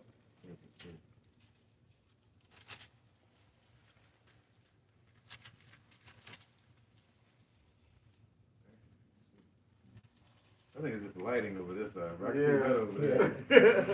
Yeah, me too. I thought I had some new eyes over here. It's Baruch 2 and 29. Somebody bring it out. This is the book of Baruch, chapter 2, verse 29. It says, if you will not hear my voice, surely this very great multitude shall be turned into a small number among the nations, where I will scatter them. That's what's going to happen. Keep going. It says, for I knew that they would not hear me, because it is a stiff-necked people, but in the land of their captivities, they shall remember themselves. No, that's not it. Hold on. It's down. 32. Yeah, it's 1 and 21. 1 and 21. Yeah. Yeah, 1 and 19, man. Go from 19 all the way to This is 22. Chapter 1, verse 19. Yeah, I know that. Bible that. It says, since the day that the Lord brought our forefathers out of the land of Egypt until this present day, we have been disobedient unto the Lord our God, and we have been negligent in not hearing his voice. So you would think that like you ask a person that say they, you know, in the God or whatever, and you ask them if they listen to his voice. I listen, yes, they'll tell you yes. But they ain't listening to nothing but they damn self. That's it. Go ahead. Verse 20 says, wherefore the evils cleaved unto us, and the curse which the Lord appointed by Moses his servant at the time that he brought our forefathers out of the land of Egypt to give us a land that flows with milk and honey. So listen, that's all they passing up, right? So what's gonna happen by them not listening? You hear what it said? Them evils cleaved unto us, cleaved unto them. You know. Yeah, it was all of us at the time though. Yeah, but they still ain't listening to the voice of the Lord. Moses represented us in that time. But now we stand in the position of Moses teaching. Go ahead. It says, like as it is to see this day. It says, nevertheless, we have not hearkened unto the voice of the Lord, our God, according unto all the words of the prophets, whom he sent to us. But every man followed the imagination of his own wicked heart. Then what I just say? They talking about they listening to the Lord. They're listening to their damn self. They're not listening. They're not listening to the mouth of the Lord, because they will have a true understanding that we come in the name of Yahweh Bashim Yahushai. We just like how Yahweh Shai said, we come to do the Father's business. All right, through the Spirit of Yahweh Shai. Let me interject real quick. Don't lose where you at though. Acts 7 and 37. This is that Moses, which said unto the children of Israel, a prophet shall the Lord your power raise up unto you. That's what we saying now, that Yahweh shall about to return. The new song. Right, that was the old song, now it's the new song. Unto you of your brethren, like unto me, him shall ye hear. This is he that was in the church in the wilderness with the angels, which spake to him in the Mount Sinai, and with our fathers, who received the lively oracles to give unto us the laws, to whom our fathers would not obey, but thrust him from them like they do with us at times. And in their hearts they turned back again into Egypt. And that's the mindset of 2,000 of people, man. That's right. Even to this day, he said that. Even to this day, Yeah, read that again. This is Baruch chapter 1 verse 20. Yep. It says, wherefore the evils cleave unto us, and the curse which the Lord Yahweh Bashim Yahushua appointed by Moses his servant at the time that he brought up our forefathers out of the land of Egypt to give us a land that flows with milk and honey, like as it is to this day. Right, so because at that time all the curses were upon all of Israel, right? But what did Yahushua do? Yahushua started to lift those curses off of us with the sacrifice. Right. The main curse is the curse of the law. Precept. Yeah, and Jake wanted to go back into Egypt so they could worship them idols. They trust. That's why they built the golden calf. That's what they was worshiping, man. They was worshiping that in Egypt. So when they came out of Egypt, they still wanted to worship the idols. And any idol that popped up, they were worshiping it. Oh, it's the calf. Oh, I'm on it. So even to this day, and they wanted that protection, you know. They felt like they were protected in the shadow of Egypt, but then ultimately going to be their destruction. You got any interjection? This is the book of Jeremiah 5 and 25. Your iniquities have turned away these things, and your sins have withholden good things from you. For among my people are found wicked men. They lay wait as he that set of snares. They set a trap. They catch men. They getting caught by some sort of. They getting caught by something, whether it's the church, Nate, money. Something's catching their attention to where they can't put their attention in the house by shooting on the side. You got a precept that you said. You sure? Okay. All right, real quick. This team, man. It says, for thus saith Yahweh the power, the Holy One of Israel, in returning and rest shall ye be saved. That's what we saying today. And in quietness, meaning nobody will be able to bother us, returning back to the kingdom. And in confidence, build up our confidence, shall be your strength, and ye would not. They don't want to hear it. They don't want to hear it at all. They still don't want to hear it, man. The good news is bad news to them, but they don't want to listen. Let's go back to that Amos 3:1. This is Amos chapter 3, verse 1. Hear this word that the Lord has spoken against you, O children of Israel, against the whole family, which I brought up from the land of Egypt, saying, you only have I known of all the families of the earth. Therefore, I will punish you for all your iniquities. So he ain't talking to no other nation. The only one thing he got to say to these other nations is, I'm about to show up and destroy this shit, but talk directly to my people about, you know, we have to break it all the way down for his people. You know what I'm saying? To give them a fighting chance, whether they hear or forbear. Keep going. Verse 3 of Amos chapter 3. Can two walk together except they be agreed? So they're not in agreement. That's why they can't walk with us. Their feet ain't right. Two left feet. They got two left feet. Two left feet. They got two left feet. Isaiah 52:7. How beautiful upon the mountains are the feet of him that bringeth good tidings. They bring bad news. But our good news is bad news to the wicked. How beautiful upon the mountains, anywhere we're at in the world, amongst the nations and the governments, are the feet, meaning the paths of them that bring good tidings, man. That bring this doctrine. That we like a breath of fresh air, literally. Yep. Let me know if you want to interject. That publisher peace. See, we making public peace, man. What makes peace between the Father and his children. By publishing Yahushua. That bringeth good tidings of good, that publisheth salvation.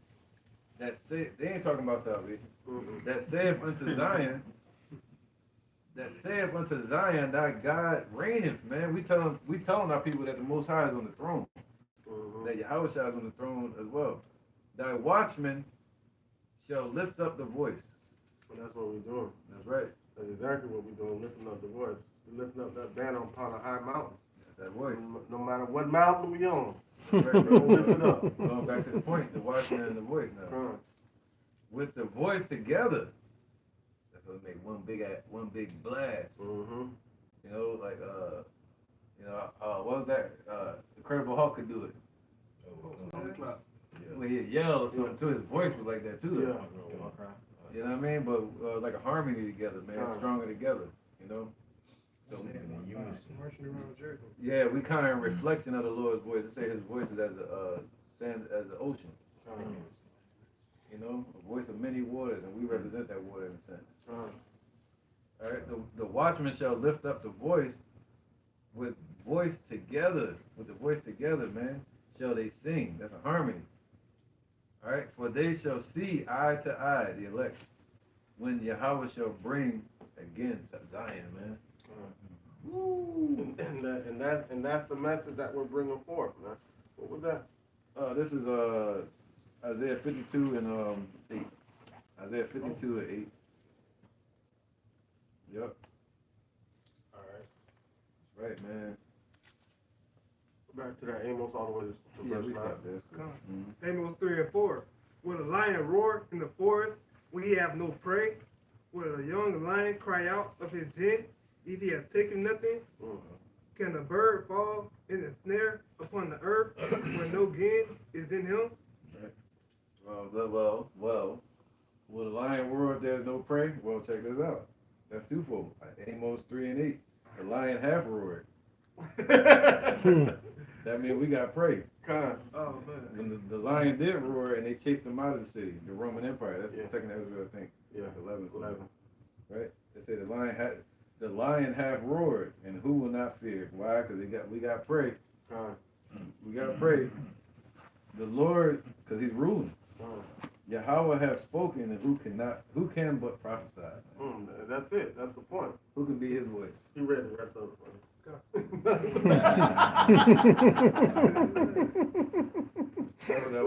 Yeah. Who cannot but prophesy, man? The lion has roared. Right? He ain't gonna be chasing no more, man. Yeah, man. He ain't gonna be chasing no more. So no, and we become part of that roaring lion, man. Going out here giving this message, man. Precept. Go ahead. Somebody get Ezekiel 33 and 14. Proverbs 28, verse 1, it says, the wicked flee where no man pursueth, but the righteous are bold as a lion. Standing up in the paint, roaring. Roaring, man. You know? Yep, bold as a lion, bold as the house shot. Come. And the wicked flee, they moving in haste. And they're fleeing from the Lord's presence. And that goes back to that lady walked around. Yeah. Hey, you want to chase her down? You know what I'm saying? You ain't got to go around and all that. Yeah. I wasn't even thinking about the woman, girl, for real. I was like off of my own little thing. And then I tell my she walked way around. All right, damn, is it that serious? Right, Ezekiel 33 and 4. This is it. Like, this is Ezekiel chapter 33 and verse 4. All the way to 12. Yep. Then whosoever heareth the sound of the trumpet and taketh not warning, if the sword come and take him away, his blood shall be upon his own head. Right. He heard the sound of the trumpet and took not warning, his blood shall be upon him. And guess what? She laid down, put a blanket down and laid down right by where we're teaching at, so she heard it anyway, regardless. That's my last week. Yeah, you seen her, that lady over there. Unless you can do like Dumbo and shut her damn ears. You heard that? You see them doing flapping. Good. His blood shall be upon him, but he taketh the warning, shall deliver his soul. She's like, I'm gonna read it one more time. She just sacrificed herself just then, man. Just like, you know what I'm saying? Just kill me.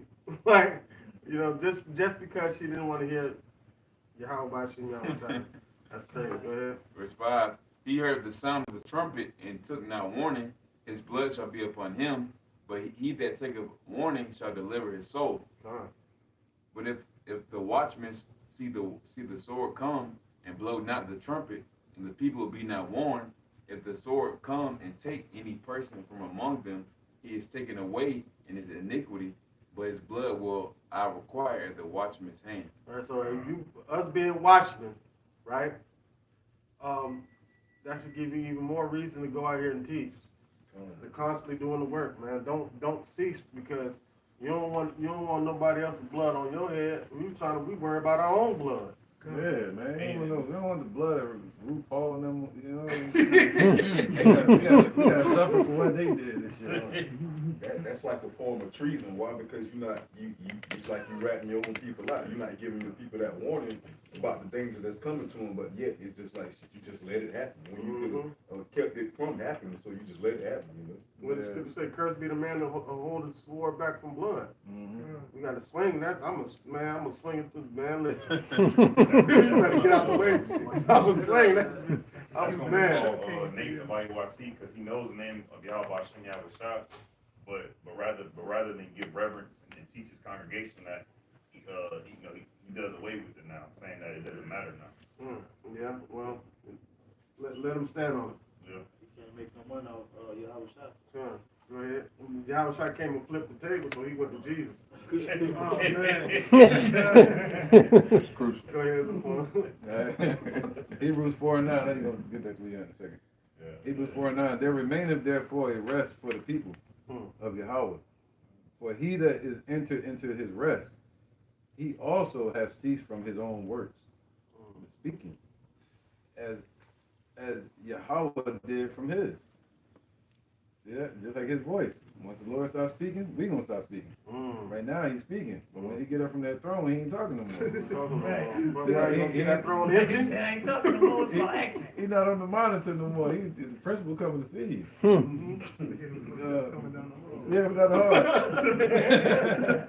There, it says, for he that, so verse 11, let us labor therefore to enter into the rest, lest any man should fall after the example of the unbelief. You know, we don't want to take part in their destruction. Right. Because lack of work is a signal or a sign of disbelief. That's right, man. He said they all had the mind to work during the times of Nehemiah. You know, that they saw the reason, the moment that we had to build the walls up, and it was going to be complete.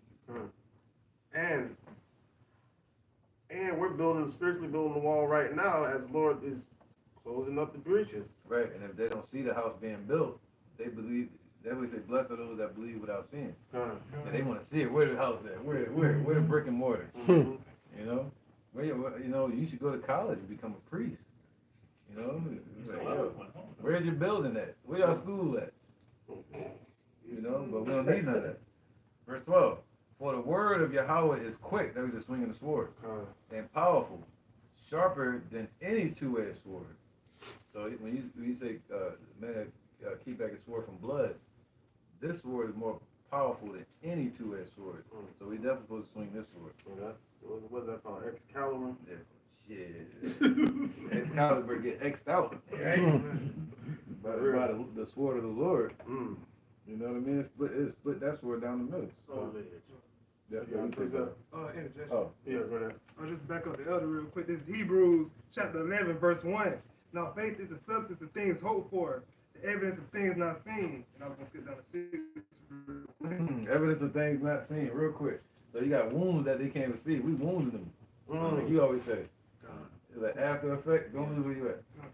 For the sword of the Lord, Hebrews 4 and 12. For the word of Yahweh is quick and powerful and sharper than any two-edged sword, piercing even to the dividing of soul, asunder of the soul and spirit. So it got the effect that we can't see on these people.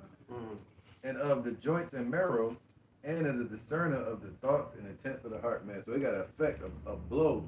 What they call it, internal damage? Dying inside. It's like we swing the sword and hit them, and after they get hit, they think they hit them, but it's bleed damage. They still losing blood. They still losing health. They still going down. It's like the more we swing, the time we hit them and pull back, they still bleed. They think, oh yeah, they getting out. Yeah, though we can't see it, they damaged in the spirit, man. You know? They almost bleed. They to the point where they're about to bleed out. They about to bleed out. And the Lord gonna put them out their misery. You know, just like they did in the soldiers. They like, go and put them out of misery. You know? Bro. Hebrews 11 and 6. I can't feel my legs. Hebrews 11 and 6. But without faith, it is impossible to please him. For he that cometh to God must believe that he is, and that he is a rewarder of them that diligently seek him. Right. So yeah, that's what. So what does it take to give the message to diligently seek him?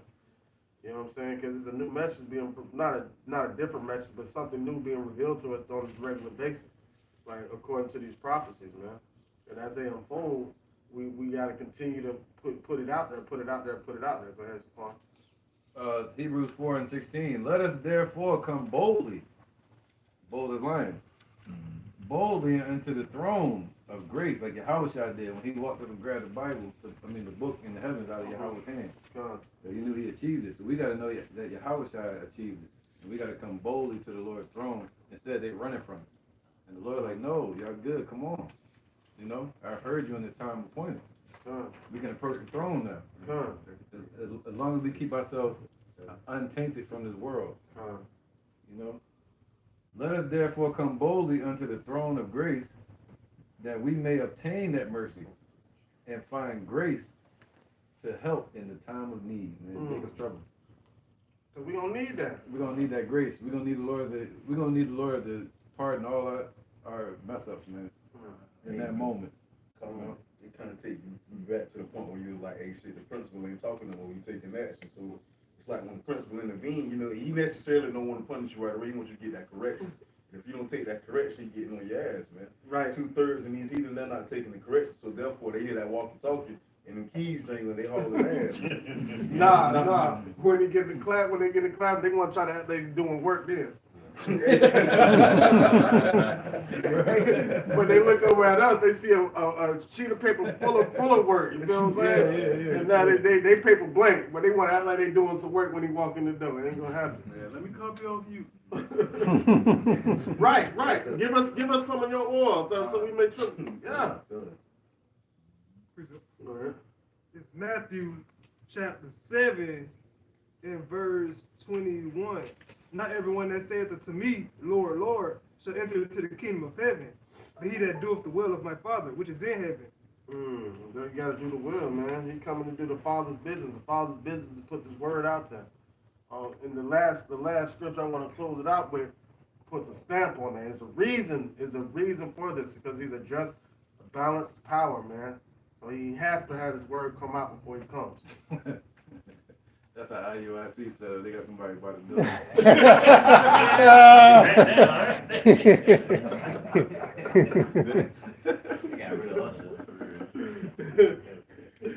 All right, let's go back to that Ezekiel 3:4 all the way to 12. You can't enter in without the free. Yeah, they like, Bishop on deck. Where did you stop off at? Verse 6. Okay. And it says Ezekiel chapter 33, verse 6. But if the watchman see the sword come and blow not the trumpet, and the people be not warned, if the sword come and take any person from among them, he is taken away in his iniquity, but his blood will I require at the watchman's hand. Right. One should be taken the other left. Yeah. Go ahead. Verse 7. So thou, O son of man, I have set thee a watchman into the house of Israel. Didn't Habakkuk say the same thing? I will stand upon my watch and see what he shall say unto me, and what I shall say when I am reproved. Go ahead. Therefore thou shalt hear the word at my mouth and warn them from me. When I saw into the wicked, O wicked man, thou shalt surely die, if thou does not speak to warn the wicked from his way. Man, that's what the Lord Yahweh Shai gonna say when he show up. You finna die.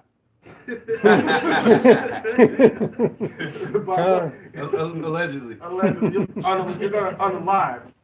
Yeah. You're gonna get unalive. Thus saith the Lord. That's better. That was quick, swift. We don't need no allegedly on that. That's the Lord. That's the Lord. You're gonna be DED.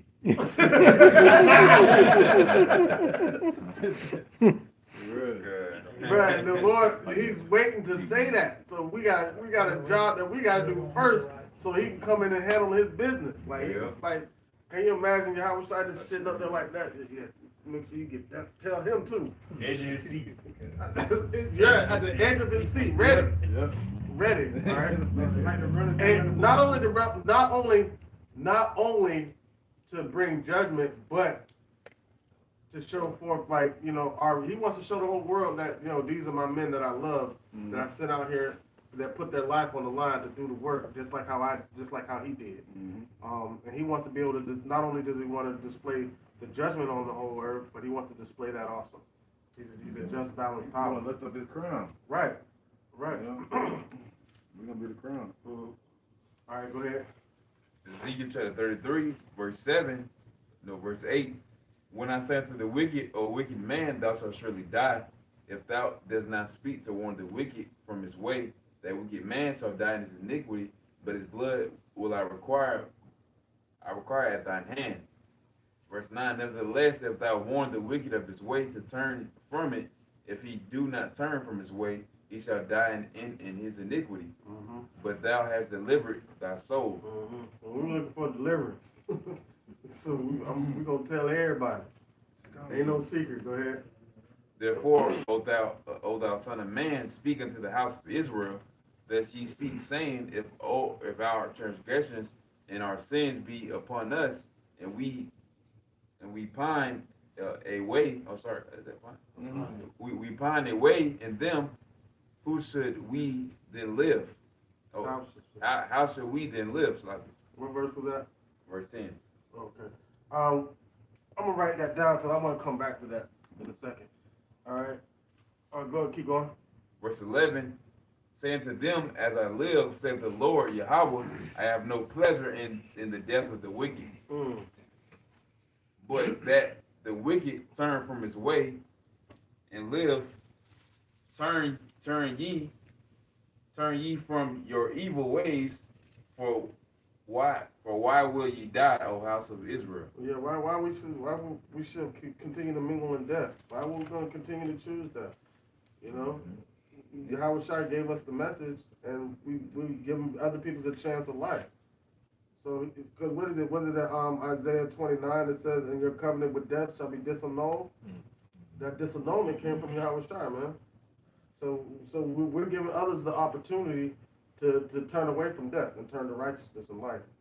All right. Somebody get Psalms 19 and 1. No, wait a minute. Yeah. Psalms 19 and 1. This is Psalms chapter 19, verse 1. It says, the heavens declare the glory of the Most High Yahweh Ba'ashem Yahushua. Right. So we should have, while we was going through Wisdom of Solomon chapter 13. What's up, you good? You good? When we was going through Wisdom of Solomon chapter 13, we probably should have went into this, but now it's a good time as any. All right, so now look up in the skies. Read that again, Baba Kusha. It says, the heavens declare the glory of Yahweh Ba'ashem Yahushua, and the firmament showeth his handiwork. Mm-hmm. Day unto day uttereth speech, Mm-hmm. and night unto night showeth knowledge. Right, so every time we wake up, whether it's daytime or nighttime, you look up in the sky and it declares, and you can see the power of the Lord, because He controls all these things, and he gave the operation thereof what it shall be on the earth. Keep going. It says, verse 3, it says, there is no speech nor language where their voice is not heard. That's the internet. Right. Their line is going out through all the earth, and their words to the end of the world. In them hath He set a tabernacle for the sun. Right. So the firmament, everything is placed for the sun, moon, and the stars to be there, and guess what travels through that? Radio waves and frequencies. So when we go put out these lessons, right? When we go to sleep, day or night, no, I don't care if it's in China, Japan, Russia, Africa, wherever, at any given time, people will have access. You hit that translate. Hit that translate. You know? So there ain't no, Lord set it up the way it's going to be no excuses. You going to get this work. And also going into Isaiah when it says, those that make mention of the Lord keep not thy silence. And by us exalting the Lord Yahweh Ba'ashem Yahushua on the unicorn, as a whole, it's like the Lord Yahweh Ba'ashem Yahushua is never going to stop being exalted, because it's like the brother was speaking on, if we sleep on the East Coast, we have some on the West Coast, all right, that's teaching. All right, if we sleep on the Eastern Hemisphere, we have some on the Western Hemisphere that's teaching, man. So it's constantly, the Lord Yahweh Ba'ashem Yahushua is constantly being exalted. 24 hours of the day, man. Yeah, and mainly through the internet. Yeah, and mainly it's talking about the internet. You know, that's Joe. Yep, the internet, because it's on day and night. You know what I mean? Let's get it. Job chapter 39, verse 9. Yep. And the more we put out videos, it's on there day and night. We teaching while we sleeping. So when we put it up, we go to sleep, and while you're sleeping, somebody else is getting edified. Right. Go ahead. It's not the one you call for. You want the one you call for first? You got an interjection? God, the gospel is preached in the whole world. This is the book of Matthew, chapter 24, verse 14. It says, "And this gospel of the kingdom shall be preached in all the world for a witness unto all nations, and then shall the end come." Right. So we don't need no booster club to get no jet. Because the internet, the unicorn doing everything for us, man. All right, somebody grab it. This is Job chapter 39, verse 9. It says, will the unicorn be willing to serve thee, or abide by thy crib? Canst thou bind the unicorn with his band in the furrow? Right, but look how many people pulling the internet. Look how many people using YouTube. And they use it for all these different reasons. But the Lord got us on there too, you know? But instead they call what we deal with 8 speed. Yeah. Now you see, Elder Pastor Hart did a lesson talking about Elon Musk might be taking over YouTube, which is just bust the freedom of speech wide open again. So think about all the lessons we've been pushing out on the internet, and what if it just built up, and then he's just like free speech. Boom. Boom. Revelation 13:16. Everything comes out. You know, rainbow. You know, we going to everything. I ain't gotta say see him no more. Yeah. We gotta say none of that. You never know. But go ahead. It says, canst thou bind the unicorn with his band in the furrow? Right. Can you harness the internet? Can you understand it? Can you train yourself to understand the internet and use it? Mm-hmm. Can you harness it to put your blessings on there? The Lord bless us so we can. Come on. Go ahead. Or will he harrow the valleys after thee? Go ahead. Wilt thou trust him because his strength is great? That's what we do. We put it on there and we trust that it's going to get pushed out. Mhm. Because the Most High set it up. Come on. Or wilt thou leave thy labor to him? That's that. Come on. So, like, that's why me and the elder were speaking earlier. So, all we have to do is put it out there. The Lord will amplify it. Mm-hmm. The Lord will get it. The Lord will get it pushed where it needs to go. Yeah, if you throw your kite in the air, the wind going to take it. Verse 12. It says, wilt thou believe him that he will bring home thy seed? Yep. That's it. Through the internet. So we don't have to travel. You know, by trusting that, we're going to just put it on the internet. Mm. You know, you're not going to say, I got to get passport and go ahead. I got to, brother. We got to go to Africa. We got to go to the IUIC. Nah, we trust what the Most High said, that he's going to use the internet to do it. It says, and gather it into thy barn. Right, and gather the elect into the barn. What's the barn? The chariot. Right. It says, so we're planting the seed on the internet to gather what? Fruit. Fruit into the barn.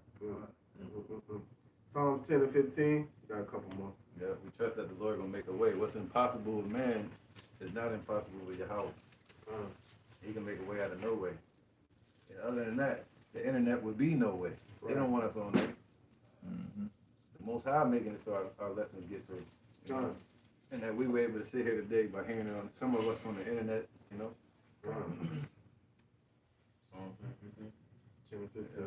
In Psalm chapter 10 verse 15, break thou the arm of the wicked and the evil man, seek out his wickedness till thou find none. And, man, listen, we use the internet for that too. Seeking out his wickedness till we find none, man. And so, and we're breaking the arm of the wicked man through the internet. So everything is being set up. We have all the resources that we need, right, to give this testimony of Yahweh Shem Yahushua and sincerity and truth. All right. Ricard, where did you leave off on that John 15? I stopped at verse 9. All right. Go ahead, Sapon. All right, this is Proverbs. They search out all their wickedness in the world and in their, starting with their minds. Everything they think. Proverbs 20 and 26. A wise king scattereth the wicked. See, that's why Yahweh is going to scatter the wicked. He's the wise king. And bringeth the wheel over them. The spirit, he's going to bring the chariots over. The spirit of man is the candle of Yahweh. Searching all the inward parts of the belly, man. So the Lord going to search out all their wickedness, man, with that candle. Right. Every wicked thought they had, he going to dissect it. He going to pull it out. Yep. All right. Let's get back to the perfect stain remover. Mr. Clean. John 15. John 15 and 9. It says, as the Father hath loved me, so have I loved you. Continue in my love. Continue in his love, meaning doing the work, man. We have to continue in that. Where Yahweh left off, we pick up that torch and keep it going. If you keep my commandments, ye shall abide in my love, even as I have kept my Father's commandments and abide in his love. These things have I spoken unto you, that my joy might remain in you, and that your joy might be full. This is my commandment, that ye love one another as I have loved you. And there's no other way to show forth that love than to present ourselves as living sacrifice for the Lord. And that's by giving out this message. Yep. And to love him and the ones he loves. Preach that real quick. John 21 and 16. He saith to him again, to Peter, this is Yahweh speaking. He saith to him again the second time, Simon, son of Jonas, lovest thou me?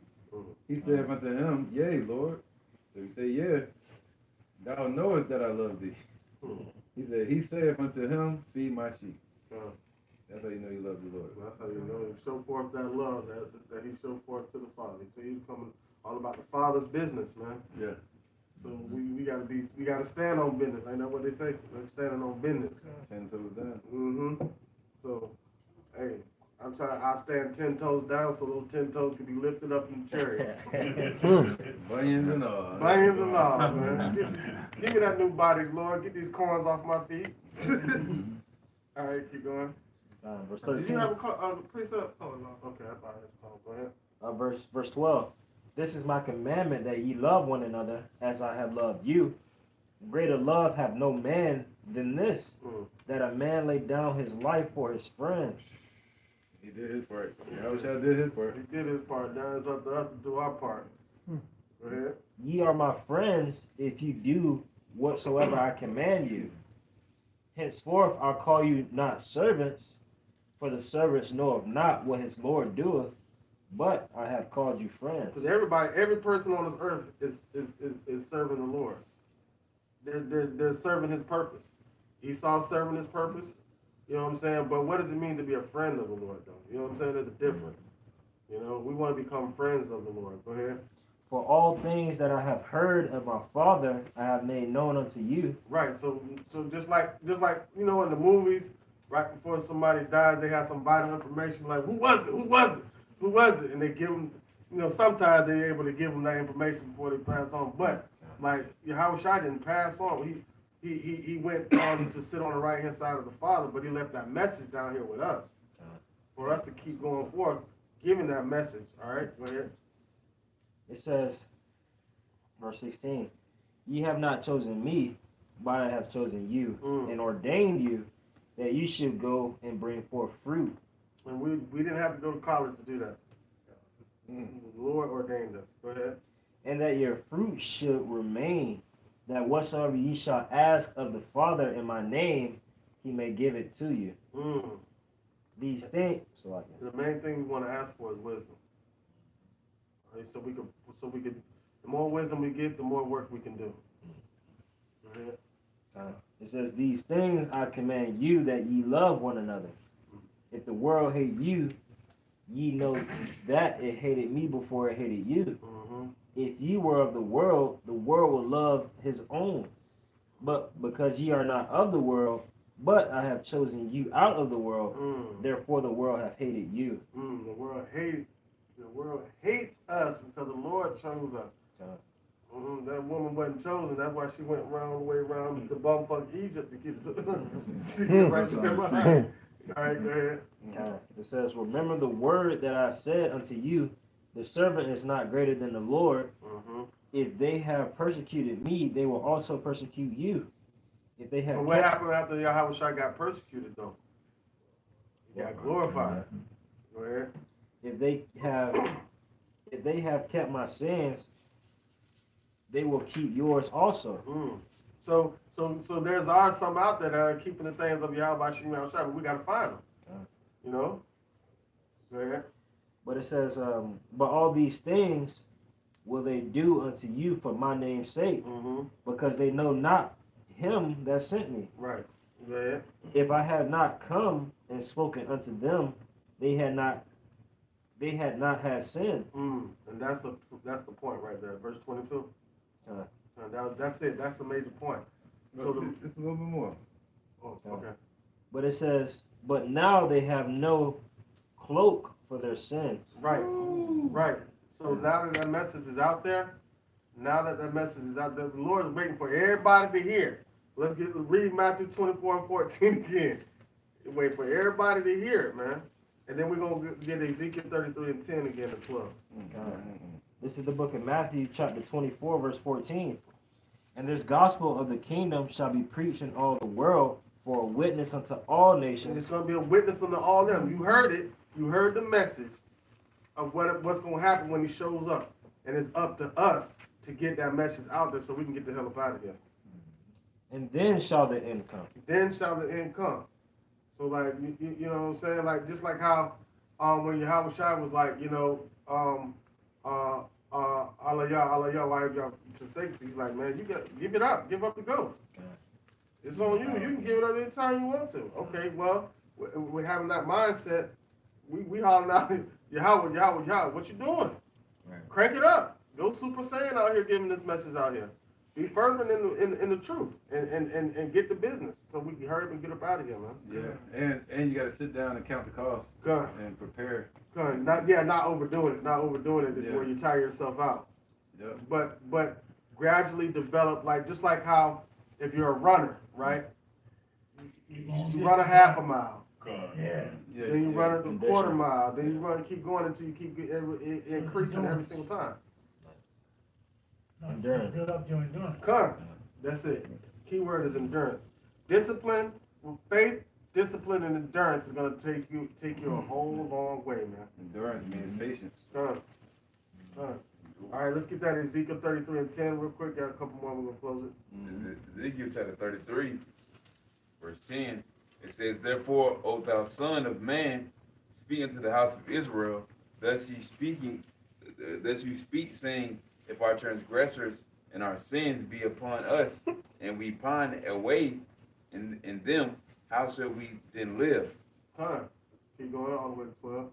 Saying to them, as I live, saith the Lord Yahweh, I have no pleasure in the death of the wicked, but the wicked turn from the way and live. Turn ye from your evil ways, for why would ye die, O house of Israel?" They like, yo, we pining away. we done went too far down this path. The pining away means to become weak and thin due to loss or sadness. So they all sad. That's what it said. Wherein hast thou loved us? You know? He's showing forth love. Or I think it was in Joshua or with Moses. The people was like, why turn to the Lord if he's just gonna destroy us anyway? And he was like, yo, look, turn to him, man. You know, repent, because he's gonna come down and destroy you face to face. Right. He said, I will meet them face to face and deal with that person. Yo, Long distance. bruh. Yeah, You need a long distance. So he was like, yo, it'd be better, like Daniel said, you know, even if the king killed him, y'all were talking about it the other day. I can't word it right, but even if the king kills him, he said, we're still not going to serve wickedness. We're going to serve the Lord. Right. Right.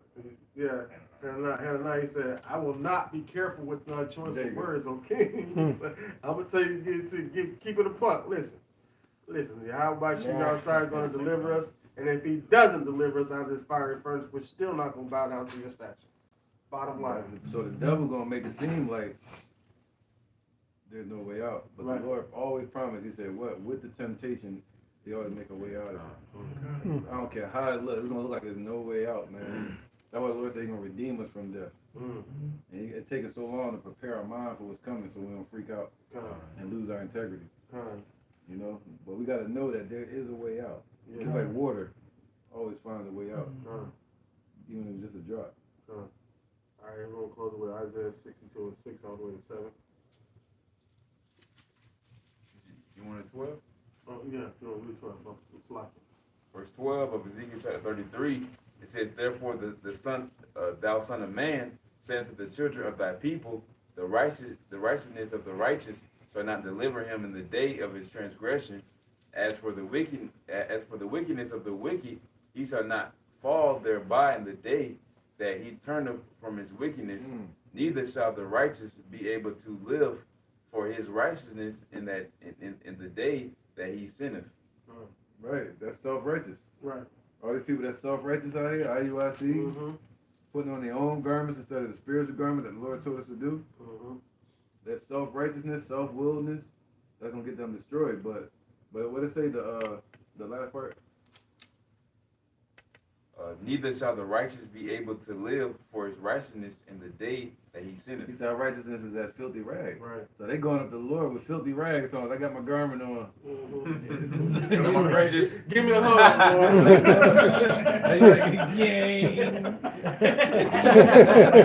I know you talking about my heart beats still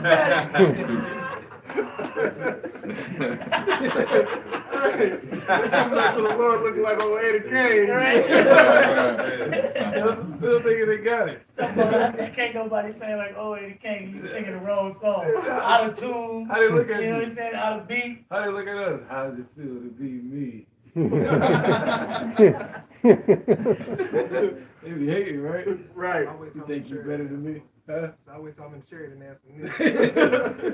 That's what they gonna say to us. All right? How's the weather down Yeah. Look at that. But go ahead, brother. That last part, you said the righteous. Go ahead. Well, you're kind.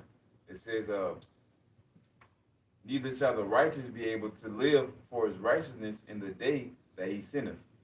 Mm-hmm. Okay. Well, that was it. That was No, there was another part. Yeah, the wicked shall not. Oh, okay, yeah. As for the wickedness of the wicked, he shall not fall thereby in the day that he turneth from his wickedness. Yeah, that easy, man. He said once you leave you go back and fall into wickedness, your circumcision becomes uncircumcision. Correct. You know. So yeah, man. But somebody turned at the last second. Like we said, the time of the Gentiles be come in. Once the elect, even that are in the world right now, even if they whorish women, they're gonna be saved before people like IUIC and them. Because they got a chance to repent, and at that last second, they're gonna be the time to keep the laws and all these different things. No. But just that one belief. You know, Stretch them all long way, just like the one that was caught in adultery. All right, let's get it. We got 4% left. Look at Isaiah 62 and 6, all the way to 7. We're closing out. This is Isaiah chapter 62, verse 6.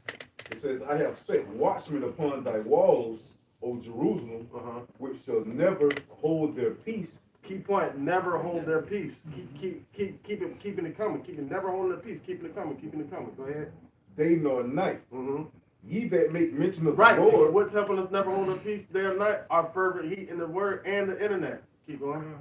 It says, he that make mention of the Lord, Yahweh Ba'ashem Yahushua, keep not silent. Keep not silent, man. Keep talking. Go ahead. And give him no rest till he establish until he make of Jerusalem a praise in the earth. You don't give the Lord no rest, boy. Keep it coming. Keep praying. He wants to keep hearing his name being heard, man. You know, in the precepts. Yeah. All right, real quick. This is just going back to Noah really. This is in Noah having the word from the Lord give warning as well. It says, this is Hebrews 11 and 7. By faith, Noah being warned of Yahweh, the things not seen as yet. And that's like right now, the prophecies we seen them unfold, but we ain't seen them. We haven't seen them all. Yep. So we got the faith in it. Clean, But it says, by faith, Noah being warned of Yahweh of things not seen as yet moved with fear. And we all been moved by fear. We accepted and understand that this is the truth. And we was caught into action. We moved into action. We didn't hear it and throw it to the wayside or it landed on solid ground. Yeah, we know he knew the judgment day coming. We know the judgment of the Lord. The second fire, the second death. It says, Slaki, I'm gonna read it all the way through.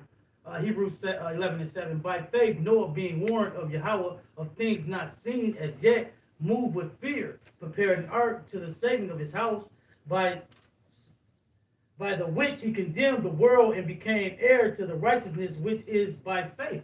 And the Lord blessed us with that mustard seed, some more than that, but that's all you need. And you got that mustard seed of faith, you're going to do the things that the Lord commanded us to do, and we're going to keep it, Lord willing, until the end. All right, come. All right, we'll go ahead and close it out. We got 3% left on the battery. We'll go ahead and close it out. All right, Lord, willing this lesson to edify and serve His purpose for the hopeful elect, the ones that truly believe in the name of Yahweh Shem Yahushua. Crank it up, keep pushing, go Super Saiyan in and get this message out so we can get out of here. And right now, we want to give all glory and praise to the Father, the Son, and the Holy Spirit of truth. We want to say, Kal, Alayim, La, Yahweh, Ba'ashem, Yahushai, Ba'ashem, Ha, Rakah, Quadash, Ma'amah. Double honors to the elder apostles, the great millstone, and our elder Herwan as well. Salutation to the Akim that are pushing the truth, the sincerity and truth, and peace and blessings to the men, women, and children that believe in the name of Yahweh Shem Yahushua. Shalom. Shalom.